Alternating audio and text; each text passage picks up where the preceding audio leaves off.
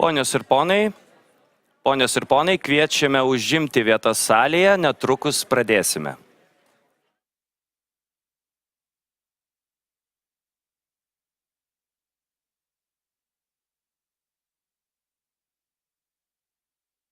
Girdi mane?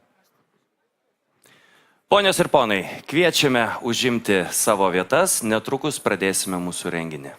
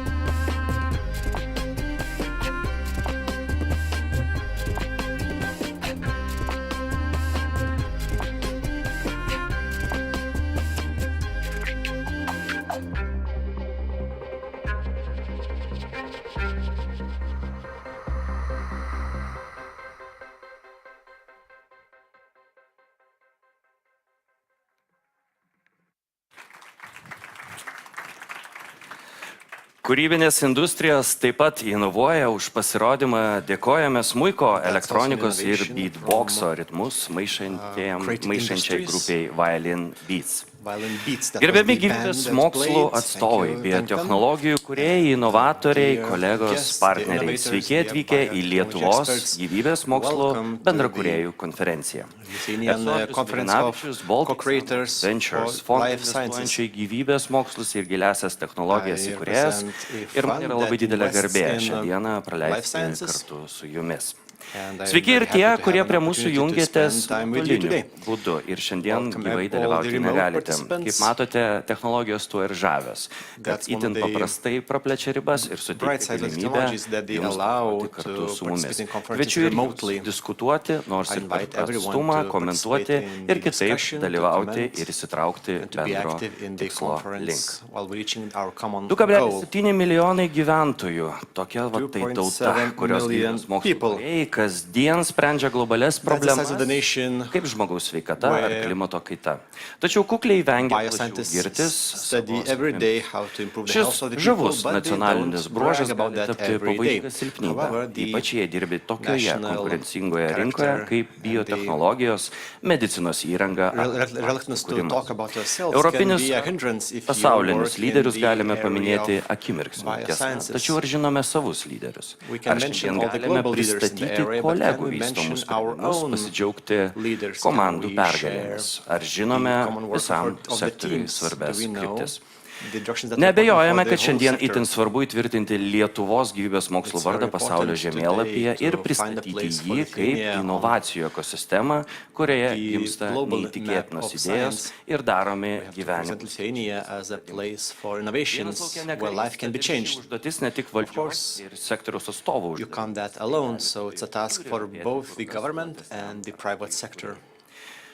Taigi, šiandien mūsų laukia įdomi, tikiu, kupina minčių, galbūt net ir kritikos, bet neabejotinai vaisingų diskusijų full of good ideas and possibly criticism too. And that's why we're starting the discussion from the Vilnius Gateway to the World, the international airport.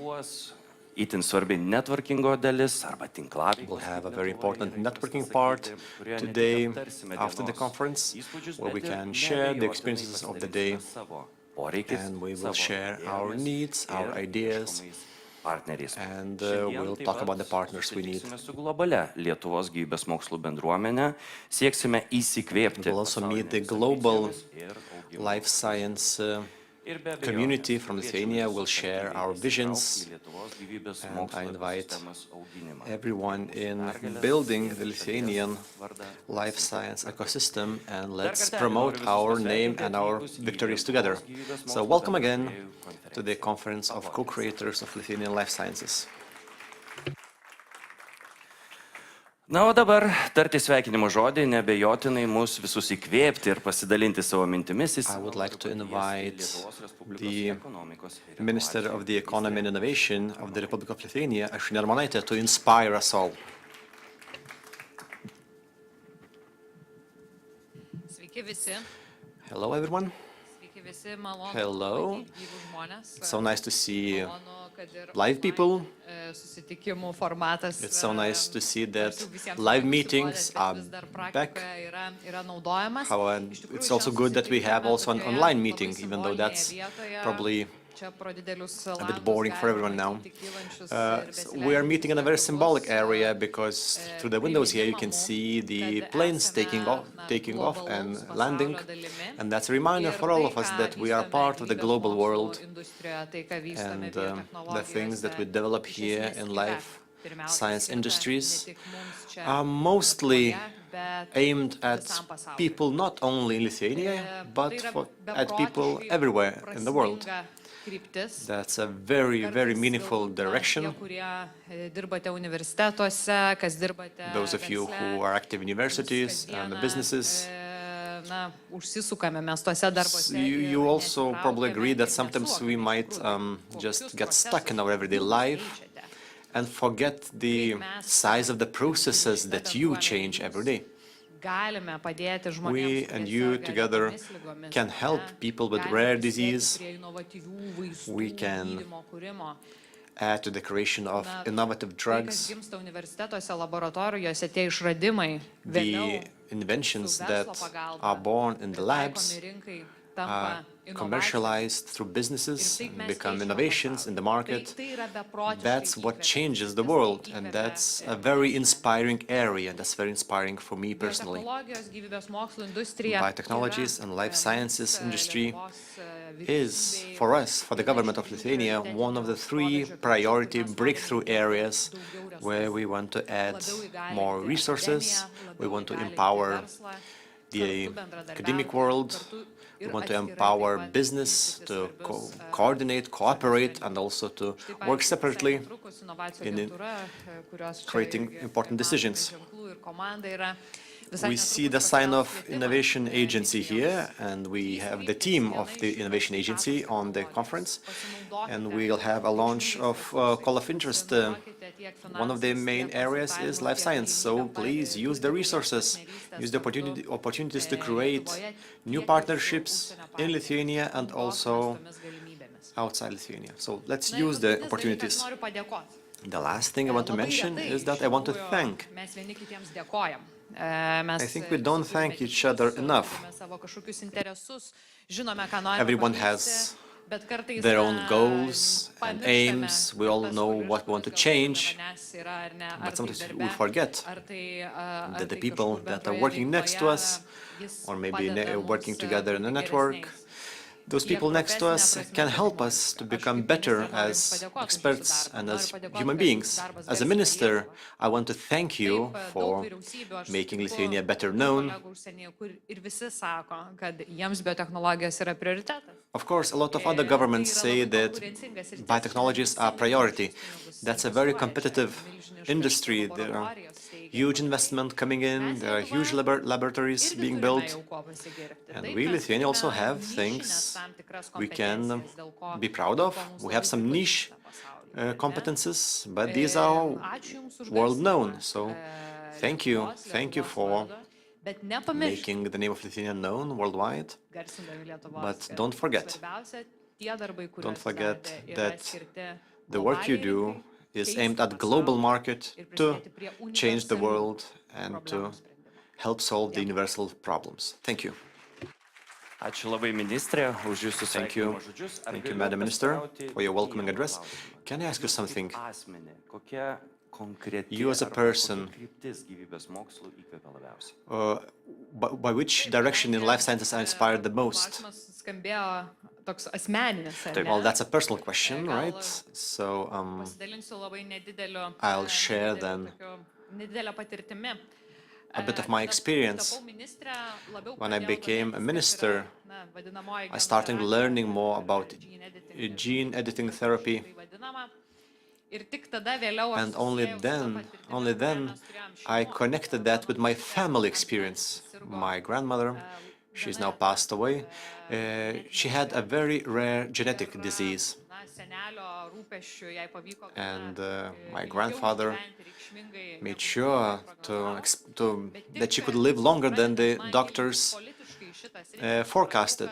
But only as I started studying this area politically, I realized that our current developments in the area will help people who have rare genetic illness, and it will change the destiny of people like my grandmother.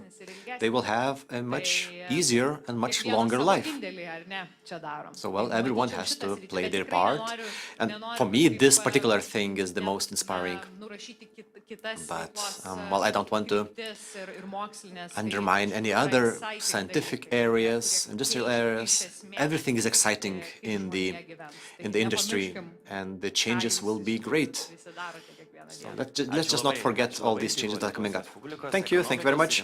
The Minister of the Economy and Innovation of the Republic of Lithuania, Aušrinė Armonaitė. Now let's move on to the first speech for today. Ireland, as a country, is very similar to Lithuania, in my opinion. It shows breakthrough in many areas, but then it also meets similar challenges as we do. And we can hear the history of 30 years of the country through one presentation, and I would like to invite one very special person who has dedicated 20 years of their life for the innovations. Now, a comment for people in the audience. This will be the sole presentation in English. If you want to hear Lithuanian interpretation, we have the equipment. People who are watching the broadcast, don't forget the possibility to see the broadcast with the interpretation. So, Dr. James Walsh, Senior Executive from Enterprise Ireland. He will present us Ireland's life science ecosystem, a 30-year journey.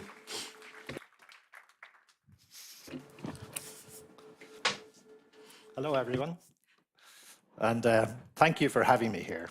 It's my first time to Vilnius, not my first interaction with Lithuania, and all I can say, I've been here 24 hours. I've been very impressed with what I've heard, the people I've met, the appetite, and I can only see good things happening. Already, they are happening. So what I want to share with you in maybe a little too much detail, so apologies in advance, is the story of Ireland life sciences ecosystem. It goes back around 50 years. I know it says 30 years, but 50 years in terms of the first investments in pharmaceuticals in the south of Ireland. Over the following decades, there was significant investments. And I'll tell you that story where my agency, Enterprise Ireland, plays this place and what supports we offer, what difference to make, and importantly, why we do it. So, moving on, here's a little information on the Irish economy. It's, at the moment, this is a moment in time. 15 years ago, it was very different, but it's the fastest growing economy in the Eurozone, highly competitive. It's known as stable, pro-business, an appetite to help the innovation startup ecosystem, indigenous and multinational businesses. The landscape, many enterprises, not dissimilar to Lithuania. Maybe, I don't know the numbers for Lithuania, but about 20% of employees are employed by multinationals. That's quite big in relative terms. And what we pitch is a highly skilled, educated, young, and increasingly multicultural population. That's all true. It's not, but growth is not without its challenges, which I will comment on briefly later. So, some of you will know Ireland as home to many multinationals. We attract probably companies from many different sectors. And I'm not going to focus on that today. It's just to give a sense they're present, they're very active, in particular in pharma and medtech. That's what I want to talk about. And this is just to show the physical manifestation of that from a medtech perspective. These are just numbers, but they're real in terms of the global impact of the production levels, I suppose. The final point is the one I want to draw your attention to, which is most of these companies are active in research and innovation. That was not always the case. Most came as manufacturing only, and over a period of decades, moved into development, moved up the value chain in terms of research and innovation. That has not been an easy journey. There have been challenges along the way, and I'll talk to some of those. So this is the presentation. Enterprise Ireland, who we are, what we do, and why we do it. more detail on our life sciences ecosystem and our role in supporting that ecosystem. So, like Innovation Agency Lithuania, I met with many of the team there. We have a very similar mission, very similar strategy. The numbers are only a little different because the population of Ireland is around 5 million. We help and focus on companies with an ambition to grow and export. So that's around 5,000 businesses. I mentioned 190,000 businesses earlier on, so you can see the difference. We have financial supports, many different interventions, and we support all companies, pre-companies right through to multinationals, large indigenous, and importantly, the clinical and research community. So here, that's a glossy slide. So it's impressive. But what I want to talk about briefly here is the biopharma part, okay, and the history. So the numbers they exist, but as I said at the outset, we had our first investment in the mid-1960s. It was all small molecule. Over probably 20, 25 years, it took until the 1990s with the advent of biotechnology. And only 20 years ago, a company that was then known as Wyeth made a significant investment in a facility in Dublin. It was subsequently acquired by Pfizer. That was worth about 1 billion in terms of a capital investment. We used the term game changer. That was probably a game changer in terms of other companies investing in advanced manufacturing. So we now have about 10 billion. I know these are big numbers, and it's to really demonstrate the cost and investment that these multinationals in particular have put into the country. And that's what we call sticky investment. It's not very mobile. It stays. You want to have a good reason to leave. So again, I just want to concentrate on the final point here, down here, which is the level of indigenous involvement in medtech and pharma. So we have developed over a period of time a strong, dynamic sector, proven innovation, quality, and regulatory performance. We all know that this is very important. It's not just R&D, it's all those other parts of the system to allow it to grow. We have significant investment in startups. And I'm going to pause there because it's a huge investment. The challenge we have is really scaling those and allowing those not to be acquired by the multinationals. It's hard, but there are advantages to those acquisitions, which I'll talk to later. So this slide is about our indigenous, homegrown life sciences sector. The features on the left of the slide really talk to, what you might expect. It's R&D intensive, it's heavily regulated, most of the jobs are, dispersed widely. It's all about diversification, not relying on any one market, similar to the system here, as far as I can tell. What we find, is what I've just said, is that we invest in the growth of these companies. The good ones grow, the good ones get acquired. They get acquired by the multinationals.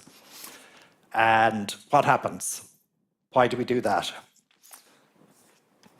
Those products from those companies tend to get developed in Ireland by the multinationals. The founding teams go on to become repeat startup founders and investors. It's a small country that let's call it virtual cycle of repeat investment is very important. On the right-hand side of the slide, really these numbers here a reflection of the size, the market access size of the indigenous. In biopharma in Ireland, the multinationals export something like between 50 and 70 billion a year. That's big. Our fraction of that is quite small, but it's incredibly ingrained in working with the multinationals. The two main parts, health tech and pharma, and I'll talk to each of those in a little bit of detail. Really just to give you a flavour of where we're active and where you might be active, where there may be shared learnings. So this is the medtech. It's possibly more established. There are 5 subsectors. The original is the medical subsupply, which is what included there, things like packaging, compliance, precision engineering, usually partnering very closely with the medtech multinational base in Ireland. Healthcare services, dominated by one company called Icon. That's a clinical CRO. It's one of the largest in the world. And yeah, very important from a national perspective. Digital health solution companies are, like everywhere really, rapidly expanding in terms of their importance to the ecosystem. And finally, the ones that tend to have come out of our investment in startups are the finished medical devices, companies such as Naveris, Aerogen. Naveris is an air sterilization company. It's only been around for a few years. It made a big impact in terms of air purification in COVID. Its market expanded quite a bit. And Aerogen is one of these highly innovative pharmaceutical delivery companies, aerosolization companies. They're one of our high-impact, high-growth companies that appear to want to grow into a very large company. So not all are required, is the message. The other side, the other subsector it's to give you a feel and a sense for Ireland's homegrown pharma company base. And there are 4 key subsectors. Chemicals on the left, dominated by a few agri-chemical companies. Pharma services, which I would suggest they are, and I've been impressed by their growth over a short period of time. APC is probably the best example. You wouldn't know of its name unless you're in the industry, but it provides highly specialized process consulting services to pharma manufacturing companies. And it's grown substantially over a very short period of time. Our manufacturing base in the pharma space is dominated by a couple of companies. In the veterinary manufacturing, a company called Chanel is one.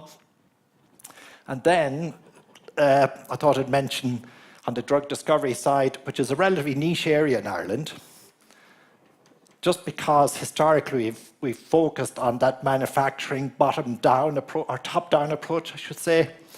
But these innovator companies, Avectis, provides solutions in cell and gene therapy manufacturing. So it doesn't develop cell therapies, it provides automation solutions. That's its business model. So this was 2021. All these challenges were huge and continue to be huge for Irish companies. Every year seems to bring significant new challenges. We all know about the illegal war in Ukraine and the impact it's having. So a year brings a lot of differences. So that has a significant impact on all of our client base. So on to Enterprise Ireland and on to innovation. So the first part I'm going to talk about is why. Why bother? Why do this?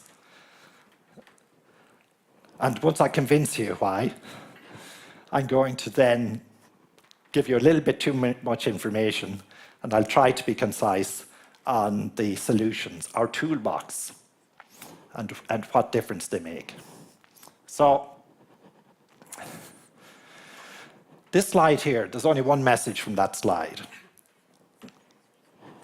Those graphs, the blue line on the right-hand side and the grey line on the left-hand side up there, really demonstrate the divergence of companies that innovate and those that don't. Okay? Down here, it's basically saying that increasingly, innovation and product life cycles are incredibly short. 1 to 3 years. So this is a bit more digestible, understandable. The green lines are those that have availed. We know this. We know which companies we support, what level of support we provide, and what impact it has. So on the right-hand side, 4 times the level of turnover, 400%.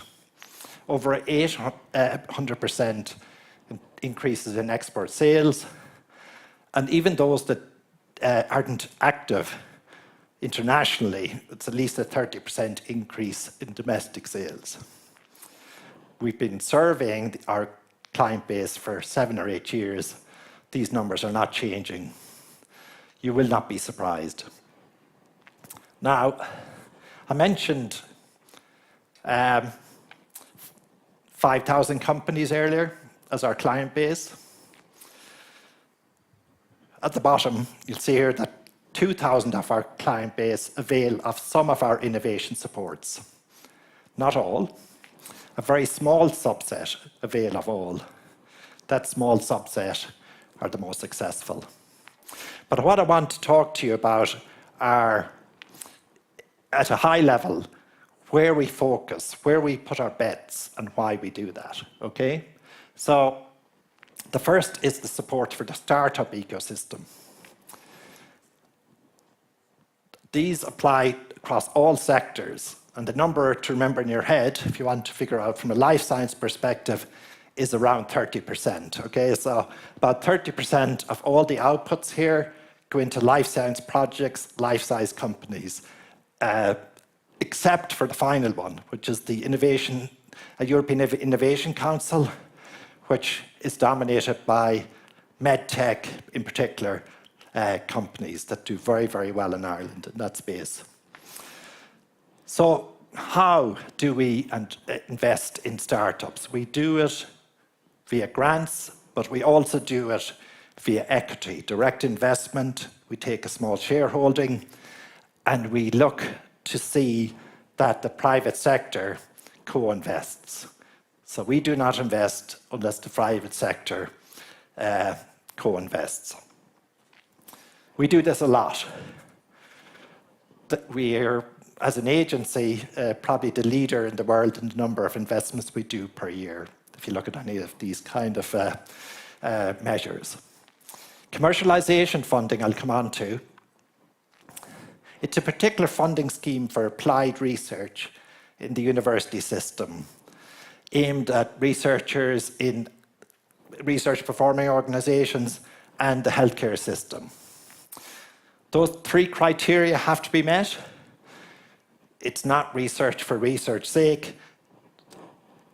We evaluate the technology, we evaluate the commercialization path, and these are the numbers in terms of what we've invested in terms of project numbers over the last 10 years or so. So I want to give you a sense of another initiative related to the commercialization fund, which we've, I should probably pause here and say, you don't have to do everything new. We talked about co-creation. We've looked out and saw what's worked well in certain ecosystems and adapted them for Ireland. This would be one classic example. It's branded as BioInnovate Ireland, but really it is based on the Stanford Biodesign program, which some of you might be familiar with. If you're not, I'll explain briefly. It's a clinical immersion program, meaning that fellows funded by Enterprise Ireland from industry, from academia, from the healthcare system, work in teams, go into a hospital system for 12 months, see where the pain points are, come out of that program. Enterprise Ireland funds the product development once they make that business case. And over a short number of years, we've had, I think about 9, well, it says 9 here, that may be more now, but 9 companies having spun out with having raised, independent of Enterprise Ireland, 23 million in investment. Some of those, aside from raising investment, have been acquired already by in particular, the medtech base in Ireland. So, in summary, this slide here is to give a sense, divide by 3 for life sciences, of the outputs, okay? And this really is pitched at not just the SME sector, it's pitched at the decision makers in government to say, fair enough, this is risk finance, there is an economic return in terms of employment, in terms of annual spend, but in return on the return to investors, the economic return to those private investors and to the state. We do not do it for that return. We look at it as very high risk investment, but we just got better at it over time. Our bets, if you like, our evaluations are better, we make better decisions. The quality of the projects have improved, all that kind of stuff. I won't really talk about this in the interest of time, except to say that it exists as another program that allows companies, we talked about internationalization earlier, but companies to go out into another market. They were asking, clients and customers were asking, well, your own healthcare system, is it using it? Has it bought it? Generally, the answer was no. So this program was set up to allow these products to be tested in the Irish healthcare system and validated, and then go out internationally. So it's a relatively new program. It's been running for 5 or 6 years, but incredibly impactful already. Now, all I want to say about this slide is that at the bottom, I talked about the suite of offers.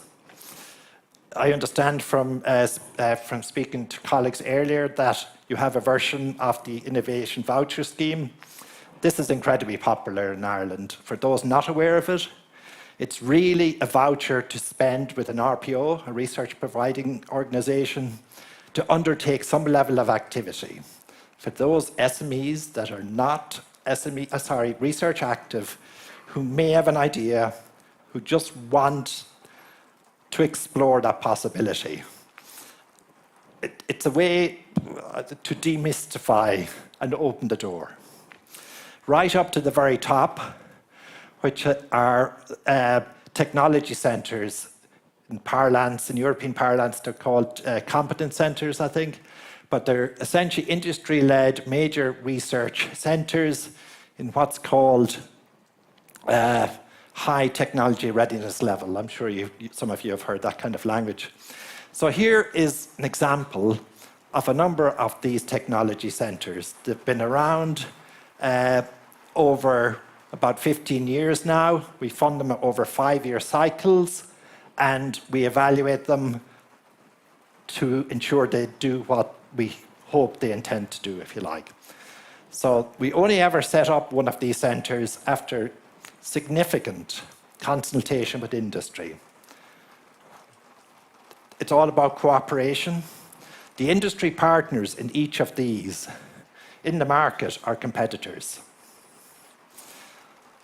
They don't like talking to each other. They probably wouldn't have coffee together unless they really had to. So it can take 18 months of discussions and encouragement for one of these centres to even have developed to the point of view of, well, is this something you could actively participate with? But over time, that works out. I'm going to give one example. PMTC stands for the Pharma Manufacturing Technology Centre. This is a reflection, again, of the nature of the client companies involved in these centres. It doesn't mean, read the small print at the bottom, that by being a member of this centre, these outputs will happen. What it says is it attracts these kind of companies and encourages these kind of activities, a bit like the figures I gave earlier. So if you're a small company, wrong button. So I'm sorry, before I say that, move on to that point, pause that for 1 second. Just in this particular example of a pharma manufacturing technology centre, it's well established. I'll talk about its industry membership in a minute, but it provides significant national competence. Going back to Irish history in terms of that 50-year history in terms of pharma manufacturing and biomanufacturing, and those collaborations with the various research providers. So all of these points here are all meant to be important from an industry perspective. Why engage? What's the value? One issue that's been raised a number of times since I've been here is about talent and people and training and attracting people, and why do it? So there's incredible mobility in the pharma world, in industry. A lot of people work for one company, move to another, move from industry to academia and back again.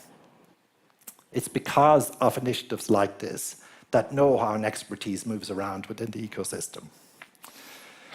So here, PMTC at the beginning, the idea on the left here is the industry membership.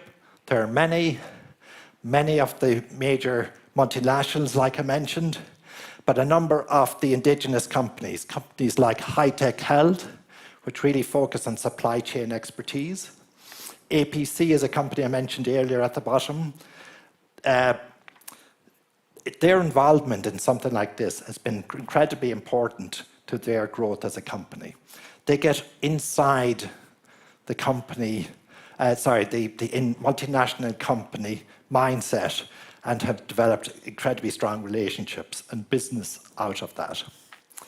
On the right-hand side is just to give you a flavour of the number of research performing organisations involved and associated research centres.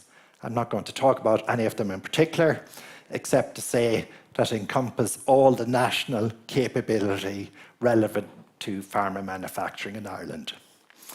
There is an outlier, Rutgers, which is the State University of New Jersey, which has a long collaboration with the University of Limerick and on continuous manufacturing processes, hence it's involved. So I'm just looking at the clock here. I'm almost finished. This is a related initiative called the Technology Gateway Network. It's different than technology centres in that each of these centres, each of these gateways provides standalone project support. If you're a company, usually an earlier stage company, not necessarily with the internal competence or capability, you contact and work with one of these centres. As you will see by the name and descriptions, most of them are in the life sciences space. And their model is to be incredibly open and accessible.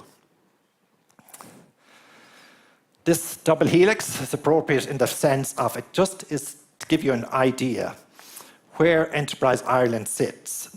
On the bottom there is the national funding ecosystem. As a country, we invest, including European funding, around 700 million euros per annum. So we sit on top of that. We don't fund basic research, but we fund that applied research, things like the commercialization funding, those industry partnerships, and we provide a lot of those services around the ecosystem. For example, We work very closely with the investment community. We source management teams for companies. We provide mentor support, all of these kind of things you might be familiar with. Final slide here really is to give you a sense on a yearly basis. This slide is from 2021, I think, of the outputs that come from this investment. From high potential startups to a significant drawdown from European funding to those market-focused researchers. And we all talk about the research ecosystem in Ireland. We fund basic research. We think it's very important, but the system has developed such that it's been a kind of top-down approach.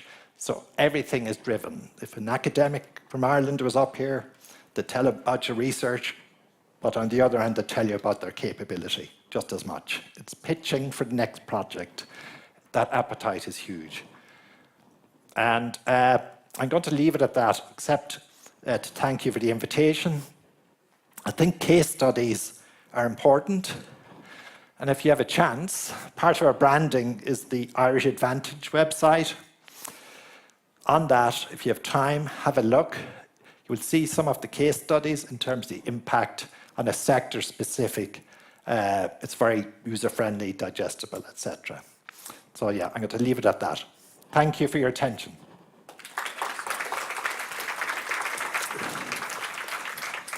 Thank you so much, Dr. James. Dear audience, do we have any questions that you'd like to ask? Aš galėčiau ir išversti. Yes, Rita, please. Hi, thank you for your presentation. I'm really interested in whether you can... We are unable to hear the question without the mic. Works in collaboration with how you do your investing. You spoke about your venture capital companies. Yeah. You're dealing with, but not so much on the business side. And then also because this is a very important area for me, I happen to be on the board of the Lithuanian Business Angel Network. Yeah. Who won first place in all of Europe this year. Congratulations. I'm very interested in how Ireland has adopted the SICE model of tax incentives for business angels and how that's been put to great use in Ireland.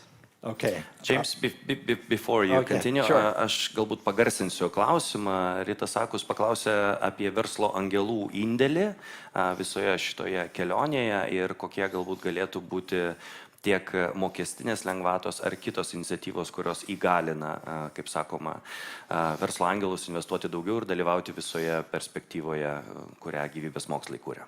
Yeah. Thank you very much. That gave me a moment to think how little I know about tax. But what I do know, and thank you for that reminder about business angels. And so apologies, I should have made this clear. Let's go back to our startup ecosystem. We invest directly, like I said, with matched private investment funding. That normal funding is never, or very rarely, VC funding to start with. It's business angel funding, okay? We invest in the local business angel network, though it's arm's length. It's called HBAN. And we also invest, we're a limited partner in the Irish venture capital funds. There are a number of them. And they tend to then invest in, in the seed and Series A. Where the gap is on that scaling part, the part where we know this is expensive business. The numbers are modest in terms of product development, for most of you will be aware. And I mentioned EIC earlier in terms of the investment we're drawing down. What we're seeing over the last number of months with the EIC is that Irish companies have been quite successful at getting, EIC has a grant element and an equity element of up to 15 million. So a number of our companies have been very successful in that. They will have to find matching funding. That's a job and a challenge for us. And apologies, I'll have to revert on the tax treatment question. It's very good. In Ireland, it's excellent. So we look to you as an example in the UK as well. Okay. Noted. Thank you. Yes, and Dr. James, before you leave us, before you leave the stage, what would be your one advice for such a young ecosystem as Lithuania is? What is maybe one mistake we shouldn't repeat that you did, or one very good advice we should listen carefully and just do it? Okay, and I'm pacing here. You're making me nervous about mistakes. We don't make mistakes, of course. No one does, obviously. No, listen, I'm being facetious. I hope it's not lost in translation. Like anything, these investments are significant. We have had to, like myself, be convinced certain initiatives are worthwhile. They're usually capital intensive, but you can mitigate that risk, okay? So the advice is, do not be afraid. I know it's easy to say, and this is to everyone in the audience. We all have our domain knowledge. Get outside your comfort zone. I was an academic scientist once upon a time. Things were a black box. You get out, you explore, you learn, you try. Nothing is forever. You respond to change, okay? So hence, all of these initiatives tend to be time limited. So the technology centres I mentioned are funded for 5 years. We measure them. We measure their impact. We do that externally. If they're working, they continue. If they're not meeting, they need to change, need to adapt to survive kind of language. But that language from a young ecosystem perspective is really, the advice for a young ecosystem. And I'm not so sure, my own view is that from what I've heard here is there's enormous activity already. And I love the title, the branding of co-creation. And it is about that. It is about working together, getting those people in the room, those stakeholders, those people who would not necessarily work together for whatever reason. So that's the advice. Continue what you're doing. Continue fighting for resources. Do not be afraid to pitch yourself. Branding is very important. We were very poor at it for a long time. We really were. We were putting huge investment in branding. That shouting from the rooftops of what we do well. That's improved significantly. So maybe I'll leave it at that. Amazing, thank you so much for that. And I do believe in your agency you have a big wall with a very huge sign on it that says what bad can happen. Right? Yeah. I mentioned white elephants earlier, but I won't go into what they are. Thank you so much. Ladies and gentlemen, that was Dr. James Walsh, Enterprise Ireland representative. Na kągi, o mes sugrįžkime į lietuvių kalbą ir keliaukime toliau. Right, let's move on then in Lithuanian. Let's move on with our conference. Now, it's true that you can make the biggest discovery, but if you can't communicate about it, then you will have to fight for being a leader in the area for the rest of your life. It's good that we have archaeologists who can tell us who lived first in which land, but they have technology for this. But what can we do in our world which is overcrowded? Our next presenter has a different question: how to be noticed when nobody gives a damn. Let's invite Pia Ona Indriūnaitė, Head of Marketing at Go Vilnius, with a round of applause.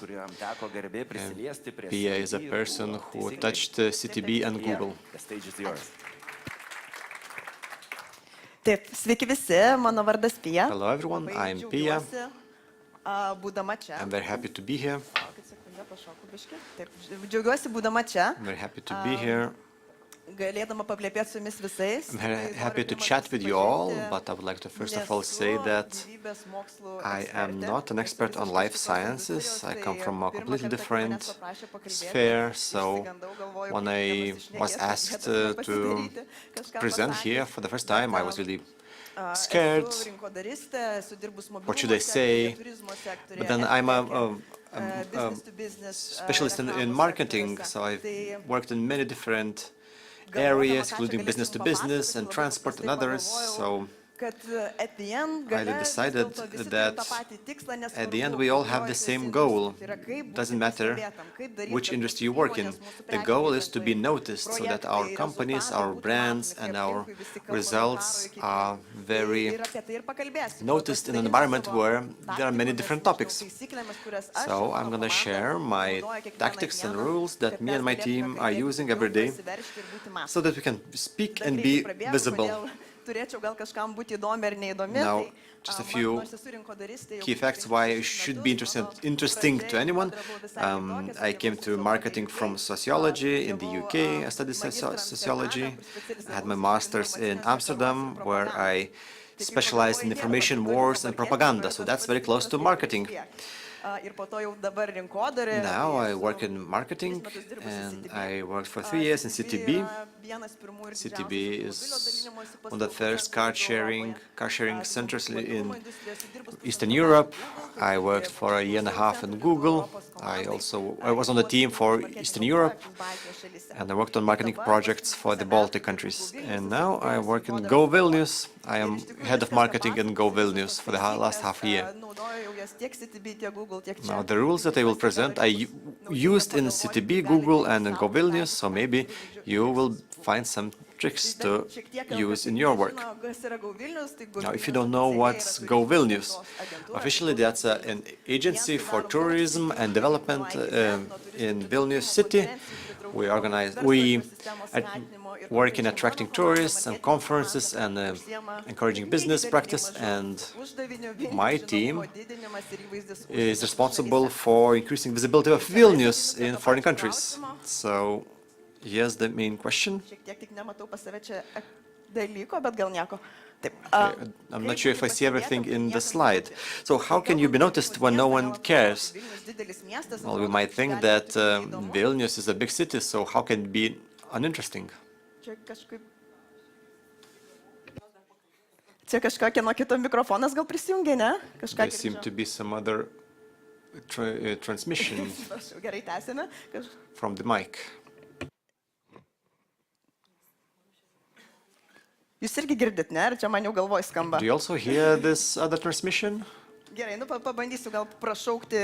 Okay, I'll try to speak louder. Right, so Vilnius is not very well known in other countries. In Britain, about 5% people know what Vilnius is and where is it. And when people speak about Hong Kong, Paris, Vilnius, London or New York, we're looking for ways to make sure that Vilnius is as well known. We have a very interesting team task, and when we come up with ideas on how to present things in Berlin, so there's a city, Brno, which is smaller than Vilnius, or almost as Vilnius. Would we be interested in Brno doing that? And quite often we see that a lot of our messages would be not really interesting because we realize that it will not be interesting for foreigners. Now, what do we do to be more visible and to trend more? We want to be bold. We want to be courageous, to be seen. That's a very important part, a very important strength of Go Vilnius. So we try to be bold, be different, and we also have to forget our own message and think about the reader. What's interesting for the person who's just curious, maybe about what's going on in the world, looking through the media or Facebook. From marketers, I quite often hear some envy because they say that, oh well, you're dealing with brands that are very cool from the, from their own side. So CTB or Go Vilnius are brands like that. But I think that the more conservative industry you have, the easier it is for you to be more visible, because the less you have to do. to have the effect. So with City B, we were a small player in car industry, but then currently it's a very courageous and loved brand. Now, tourism is also quite a boring sphere, because usually you have a picture, a price, and a slogan saying, "Come to Vilnius." So, with Vilnius, we had these very interesting illustrations that are unreal, and people are surprised, how can you advertise a city with not real images? So here again we see that if the industry is very conservative, it's easy to be visible in it. Now, another positive aspect is that in the digital environment, we all have an opportunity. It doesn't matter how large your budget is or how small it is, everything depends on content. And the biggest influencers in the digital world are now people who were unknown 2 years ago, and just because they created good content, they have millions of followers. And in the media you might read about someone who might look ordinary a person, but he became viral for the content he provides. So one of the tactics that I use is to concentrate on what is interesting for the reader. I call it triple E, so engage, educate, and entertain.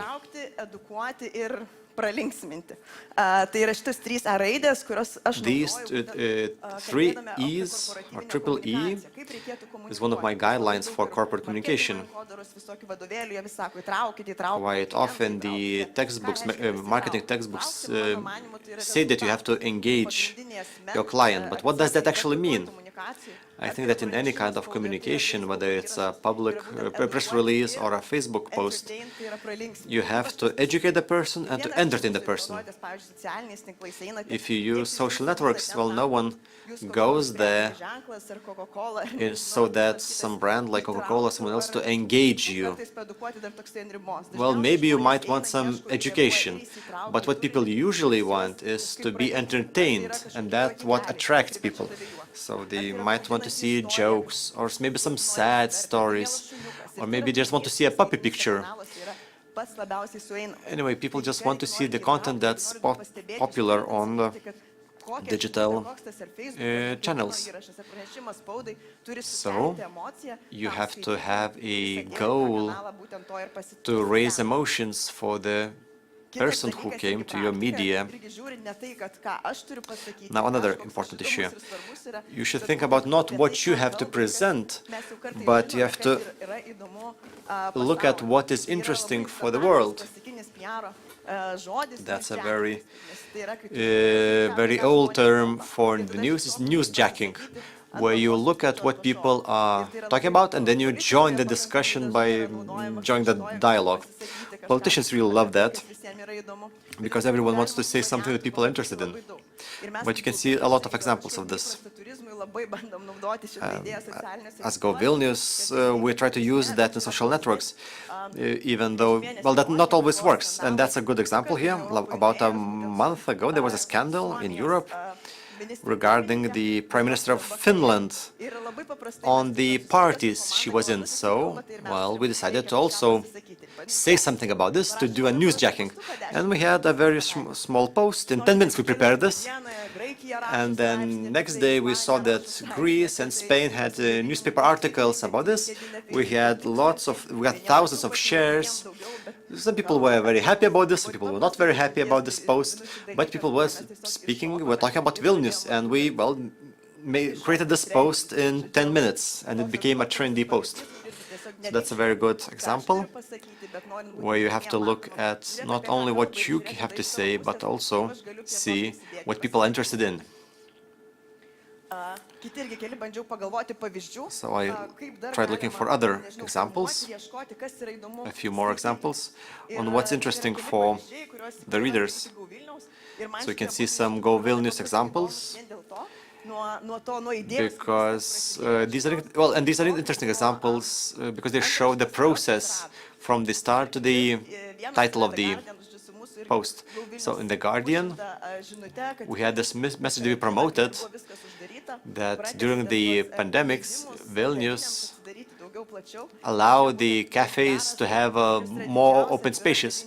And that created the public relations mention that Vilnius is one big open, the biggest in the world, open air cafe.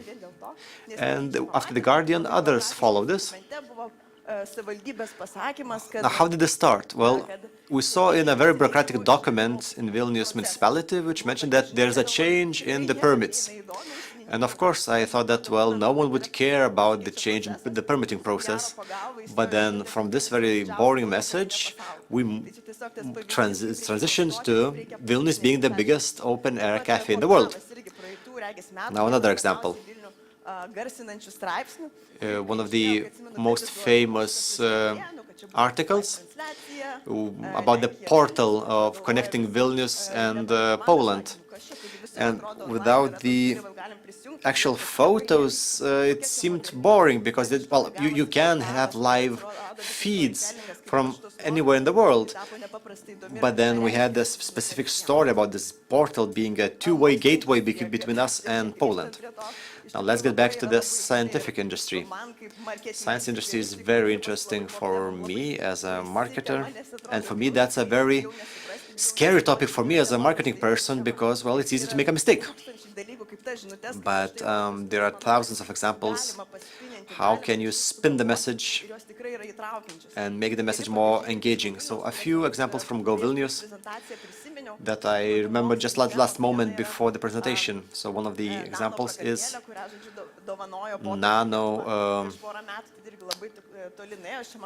some figures that we presented for the Pope for the Christmas. Then there's a sculpture for the gene editing scissors who worked at this project, and he said that I don't understand the technology because I am from marketing. But then she remembered a book from a French author where the book discusses the gene scissors. So she used the book for the publicity of the technology. So these are a few examples of how you can create interesting messages, and we can find common ground between science people and marketing or public relations people and create messages that are interesting for people all around the world. So that will be it, and thank you for your attention. Thank you so much for such a colorful presentation. I saw that you, Pia, tried to give examples from the science perspective, how to make sure it's attractive. But every time we see the examples, it's often easier to talk about Vilnius, certain events, and to hijack the media when something is happening. But when we're discussing gene engineering, in between ourselves, we are unable to communicate properly. So what can we do to make sure that those who listen actually hear us? And how can we make a decision? Because often the budgets are very, very limited. So from where to start? Could you give a piece of advice? Yes, that's an excellent question. Next year, with the team, we have to once again rethink what can be done, how can we help you and you help us to promote Vilnius. So there is no single formula. The communication between the academic people and marketing is a good example. The municipality, nobody maybe at the beginning thought that this could be an interesting topic, but somehow a creative Go team, the team of Go team started doing this project.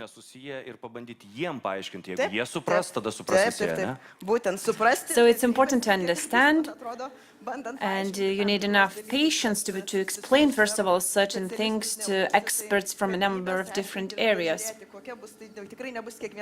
So not every message maybe will be as popular, but at least once per year we should send an important message, and I'm thinking that in the future probably we'll have more messages of this type, and in several years people will speak in the world about Lithuania and about Vilnius. They will know more about them. Pia. Co-create is one of our key strategies. Next year, Vilnius is celebrating its 700th anniversary. So maybe we could present maybe you will be able to present something from life sciences, maybe you can pitch to your colleagues something. Maybe this is the area where we could work on.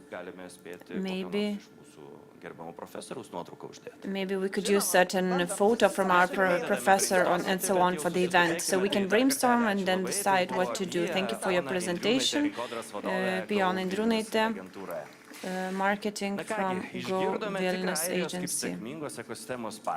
So we saw one success story, and also now it's the time for the discussion to talk about the fact whether Lithuania has an active life sciences industry and what is the dream team of this industry. So I would like to invite the panelists. Agnė Vaitkevičienė, Vice President and Executive Director at Lithuanian Biotechnology Association. Agnė, please join us. Next, Donata Pečiukėnienė, Head of Life Sciences at Innovation Department, Innovation Agency, Lithuania. I would like to have this seat for myself. Thank you. Professor Daumantas Matulis, Director of the Vilnius University Life Sciences Center. Please join us. Professor Arminas Ragauskas, Innovator, Director of Health Telematics Science Institute at Kaunas Technology University, one of the founders of the Vitamed and Vitamed Corporation.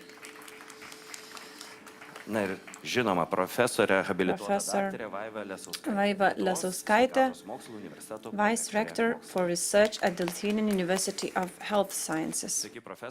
Welcome, colleagues, professors. This is my seat. If any changes are needed, please let me know. Colleagues, good afternoon, welcome. I think that we will have an extremely important and interesting discussion. There is a number of topics to address, but we don't have that much time. But let's start from the very beginning. Let's give some context.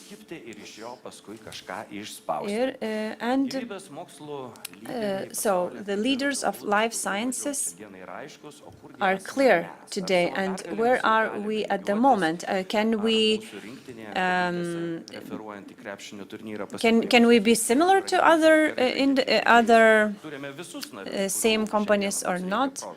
And do we have everything that is needed to reach a breakthrough? Maybe someone could give an insight on that. Thank you for giving me the floor. I think that Lithuania in life sciences sector has potential in the international arena, and I think that we're successful. We're in international events. We are visible. Life Sciences Baltic is the event. I invite you all to join and to participate. I would like to promote a bit this event. So the 20th, 21st of September of next year, there will be this event for all representatives from life sciences sector.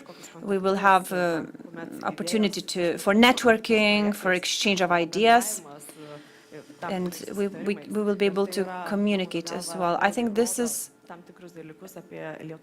shows that our life sciences sector has potential, and there is potential for cooperation.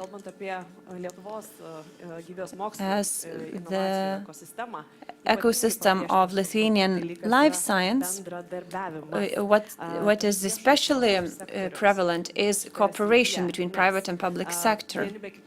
We cannot live without each other, so we need to ensure we create synergy, we create a common platform to be able to reach a breakthrough. So science needs to cooperate with business, business needs to cooperate with science. In this way only we can reach further breakthrough. Because in general Lithuania is already quite visible in the area of life sciences, biotechnologies and so on. That would be my short answer. Agne, I know that you also are participate in this industry from startup perspective. Where do you see are the main areas for breakthrough, or maybe do you see any missed opportunities? First of all, good afternoon. I'm happy that Lithuania is already visible on the map, as my colleague has mentioned, and we are visible on the global map. There is a number of examples that prove that our sciences have been awarded by international and important awards. Our startups and companies function in the area of life sciences. There is exports that happen to the international market. The sector is growing itself very rapidly. And certain events are organized in Europe. Leadership events, they often arrive to Vilnius too. In October of this year, Biotechnology Forum will take place, so I take this opportunity to remind you that you have an excellent opportunity, both scientists and companies of Lithuania. You have this opportunity to meet leaders of the world, to network with them. So there will be leaders coming to this event, investors. This is extremely important. This shows that we are known. There is still, of course, much to do to become more competitive in the international arena with our technologies that we create and so on. We can, of course, talk a lot about the roadmap in this industry, so we can write papers, so many papers about how to improve ourselves, how to be more courageous, how to be bolder, and so on. So we need to talk about these fundamental things. Cooperation, communication, financing are key aspects. As we saw from the Irish example, life science, its financing from the state is extremely important for applied sciences, for startups. This is very important. So, of course, I would keep talking, but I will give other colleagues the time to express their views. Esteemed professors, our colleagues discussed the soft aspects, conferences, networking, financing, and so on. Professor Vaiva, you are one of the first who touches the ideas that are born. So, do we have all the necessary team members to succeed? Well, I think that if you don't believe in success, you shouldn't play at all. If you believe in your success, I think that then you achieve something. I've been in this industry for a very long time, and I can say that the breakthrough or the speeding up started once we got allocated the first serious financing. This was from structural funds of the EU, and this was a really important aspect to scientists returning from foreign universities to start performing research in Lithuania. In our university, the environment is good because we can perform fundamental research, but at the same time, we're close to our patients. We can see the benefits, possible benefits. We can work with clinical material and determine certain directions.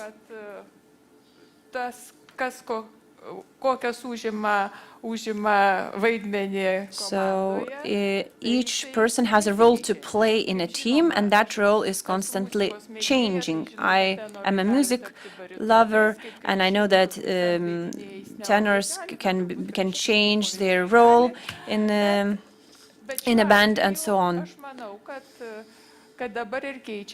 I think now that the position of scientists within the team is changing. In the past, we were defenders because many doubted the worth of science because they thought it was only expenses. Now the situation is changing. Now we can even start at least to take the center position or even the position of attack. I'd prefer the center position. Would you like to also change the position, or is there still something to do, in your opinion? I would like to share my dream with you, a scientist's dream. A lot of money allocated to our research and as little red tape as possible to ensure that the money reaches us in an easy way. When I became the director of the center, I was reviewing the problems we face. So, for example, 6 laboratories have been created. We are implementing an international project, and we receive various offers, there is tenders, and what are the problems that we are facing? Well, if you want to do any change in tender, then you need to contact the project management agency. Then this is sent to the ministry. Then it goes back to the agency. It takes 2 months, and then the amendment to the project is done. But this means that we have lost several months. And then when we start implementing the project, then we don't have enough time to implement everything. So I'm really with a lot of hope looking at this new agency and hope that it will be a brand new agency that will really take into account the specificities and will see the areas where we get stuck. I've seen good examples in Finland, in Sweden, and we get stuck all the time. For 17 years, the situation has remained the same. So, of course, I don't want to complain all the time. I want to be optimistic. I don't want to say that everything is bad, but let's look at financing. Without financing, nothing would happen. As Vaiva has said, from where did we start? We really were happy with the entry to the EU. But, for example, Finland received 600 million and we received 20 million. So we are at least 10 times, we receive at least 10 times less the financing. We are not that different. So, of course, it doesn't make sense. For example, another project, 50,000 in Finland, and for us it's 20,000. So I don't know why the difference. We need to do just basic hygiene and to ensure that we accelerate our progress towards our goals. And I am really hoping that the changes happen. And we are hoping that the changes will have a positive impact. I would like to react to what the professor just said, because he also touched the issue. I also saw the projects that were prepared by the scientists that he mentioned, and I would like to also say that, yes, we have to take care of the basic hygiene, and we have to listen to each other, to what the problems are. Now, of course, today we have a platform to do that, but that shouldn't be the only dialogue.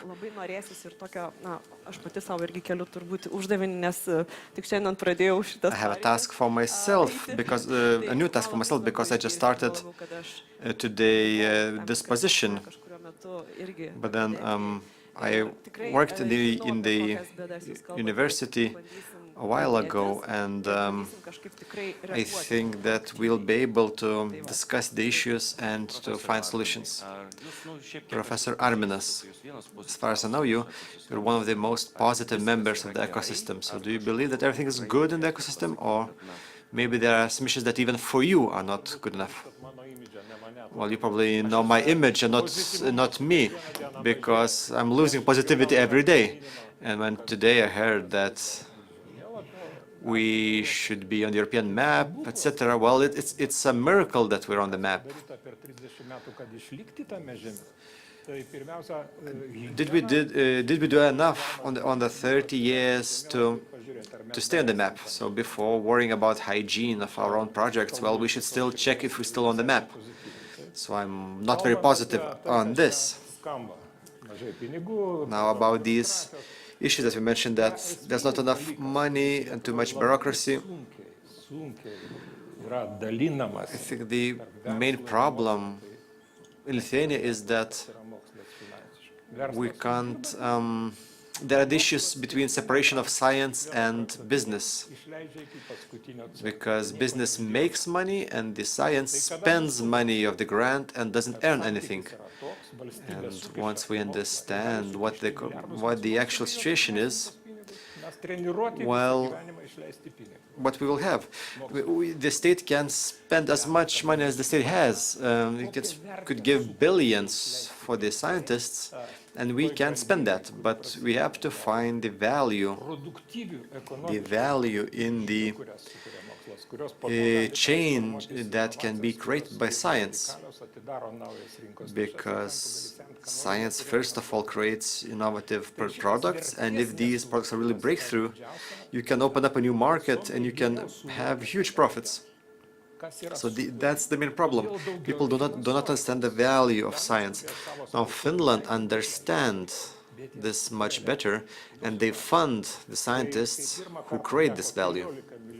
Now an example. When I tried for myself and my team get several million euros for their venture capital to introduce that product in the American market, we then heard our value evaluated by professionals. And they told us that if we exit with 150 million, that would be a failure, but 250 million, that would be a success. So they could analyze the value of the project. And that's a necessary thing. And Lithuania has nothing in this area. We don't have experience, we don't have specialists. That's why a lot of projects leave Lithuania and are used in the West and East, and Lithuania doesn't get the value. So that's the main point. Business has to make money, and we spend the money, but by spending the money, we create value, and we have to evaluate the value objectively. Hopefully, then we'll have more money to spend. While listening to the professor, I'm thinking about a different situation. Do you have the same understanding of the situation? If professor is saying that we need to understand the value, but how can we do that? Agne, you probably see this perspective of what value can we get. So what's the problem with understanding the real value of the research? Well, maybe it's a historical thing that relates to the government policy. Well, I can't say what was discussed 10 years ago, but now I see that the discussion is there, and there's hope that there would be change, that there would be communication between the business and scientists and the government. So hopefully there will be a dialogue and understanding, a common understanding on what value means. At least I see that there's a discussion going on, but we'll have to wait and see on what we reach. Of course, all sides have to be courageous. As Professor mentioned, we lack competences to understand what we lack. So we have to find ways to attract new competence. Now, the events like this are very important, because that also invites Lithuanians living in foreign countries. Maybe we can attract the talent from there and solve the problems. Hopefully then we can arrive at some positive solutions if we are courageous and we can move. Professor Vaiva, do we have to create the competences ourselves, or can we find the competences and then try to co-work with them? Well, I believe that we have to build competences, but that doesn't mean that we shouldn't attract the competences from elsewhere. Cooperation and sharing competences creates huge additional value. And there's the share of knowledge. There's a good example in Kaunas. There's a fund where the common for the several universities, the Vytautas Magnus University, the Health Science University, and Kaunas Technology University and Energy Institute. We have a common fund, and we fund projects from various institutions for the scientists. That creates huge added value because the experts from technology university can provide technology, and then the experts of health can verify the technologies and provide their own ideas. That kind of competence sharing can help to grow the competences. Our guest from Ireland mentioned the Stanford Fellowship Program, which is a very good example on where you can have people with very different competences and knowledge, but when working together they can create a new product. But that's only possible once you have the experts who have competence and knowledge. So when you have professionals who cooperate, you can get good results. Professor Daumantas, maybe we should ask for a timeout and get a new coach. As mentioned Professor Vaiva, maybe we should look around and look for good example in other ecosystems and then just copy their frameworks. Or should we be different from everyone else? Well, we shouldn't reinvent the bicycle. We should mostly copy, look at working models and copy them. We know the best practices in the Scandinavian countries or Ireland. We should pick countries that are similar to us, similar in size. We should pick countries with similar situation and then copy. But the most difficult part is to try to implement that, to have enough people who are interested in this.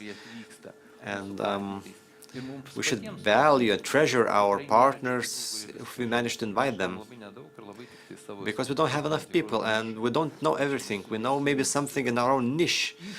That's a challenge for everyone. That's not a problem, but that's a challenge. However, development is possible. I forgot to mention another state, United States. Well, that's the country for the main breakthroughs. And if you look at development of new medicines, well, everything is being done there. All the processes are in the States, not in Japan, not in Germany, not in EU, because that's where it's important. Well, they have private medicine in the States, and that's why they can test it out on the people. But we don't have commercialized medicine in our country, so we should really try to attract talent from there. Professor, you wanted to say something? Well, it is to explain why.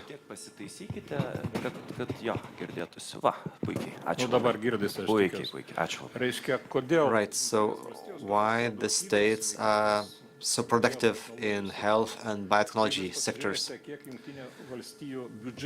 Well, if you see the spending in the budget of the states, we see that 19% of the GDP goes to healthcare, and in Lithuania we have 7.5% of GDP going to healthcare.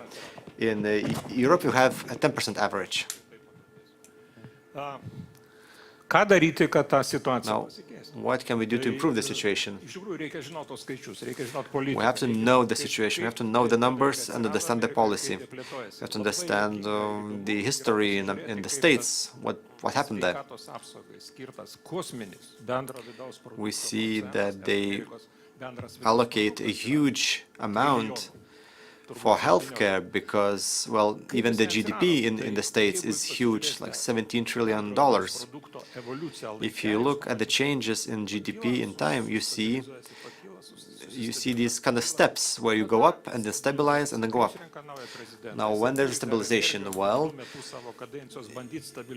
you have stabilization when they elect a new president, because the new president usually have energy to try to stabilize things for 2 years, and then they just stop trying to stabilize that and start growing things. Now, we don't have patient associations who would demand more allocations. There are no ways to affect the politicians, and they just don't care.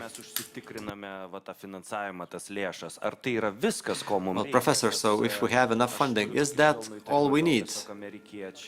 Maybe the Americans simply have different ways of working with the universities. There are the public-private partnerships. Can we cooperate well enough in this area?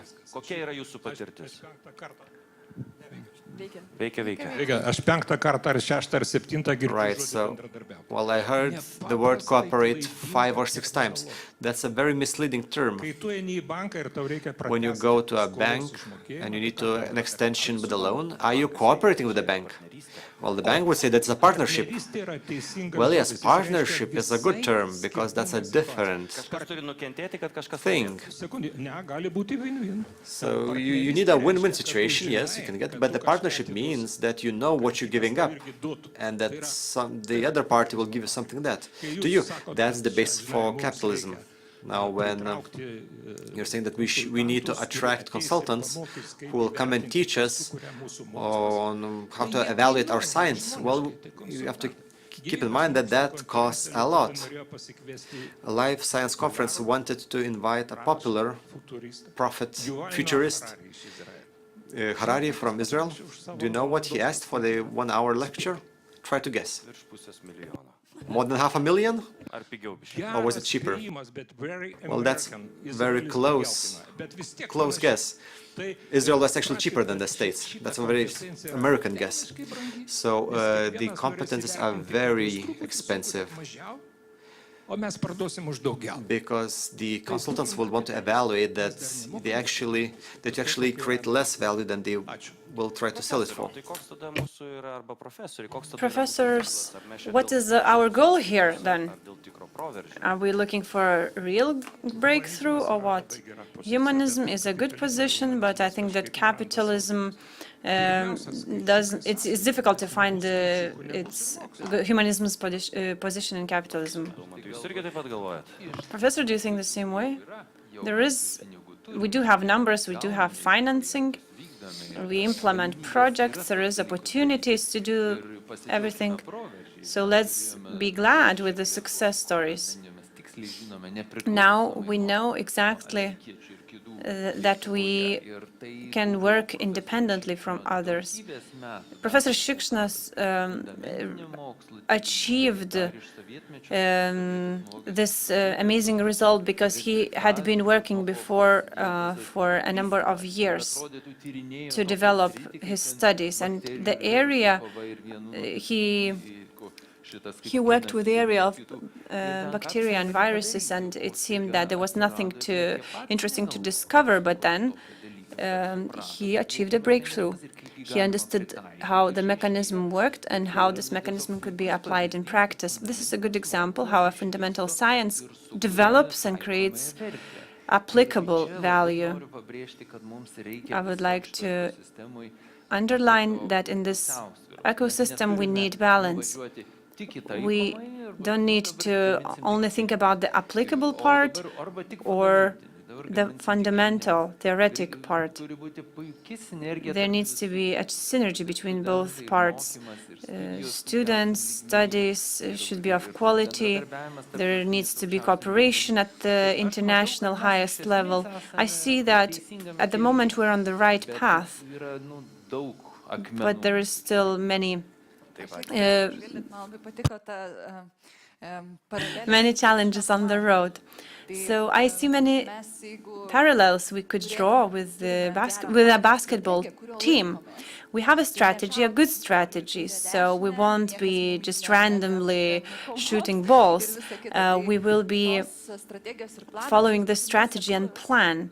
The plan needs to be consistent for a certain period of time, for a period, and this plan needs to be consistent with the state's policy and strategy, because often it happens that you spend the money without the strategy. No, we need to follow the plan. If the strategy is well made, we have different coaches, they have different approaches. One teams win, other teams lose. So maybe we need more than one coach then, more than one leader. Well, absolutely. Professor Vaiva, I wanted to come back to you. Our team, our selection was on the 15th place, but the gold medals were won by our youth teams. What is it? What's the situation of the young people and scientists in our area?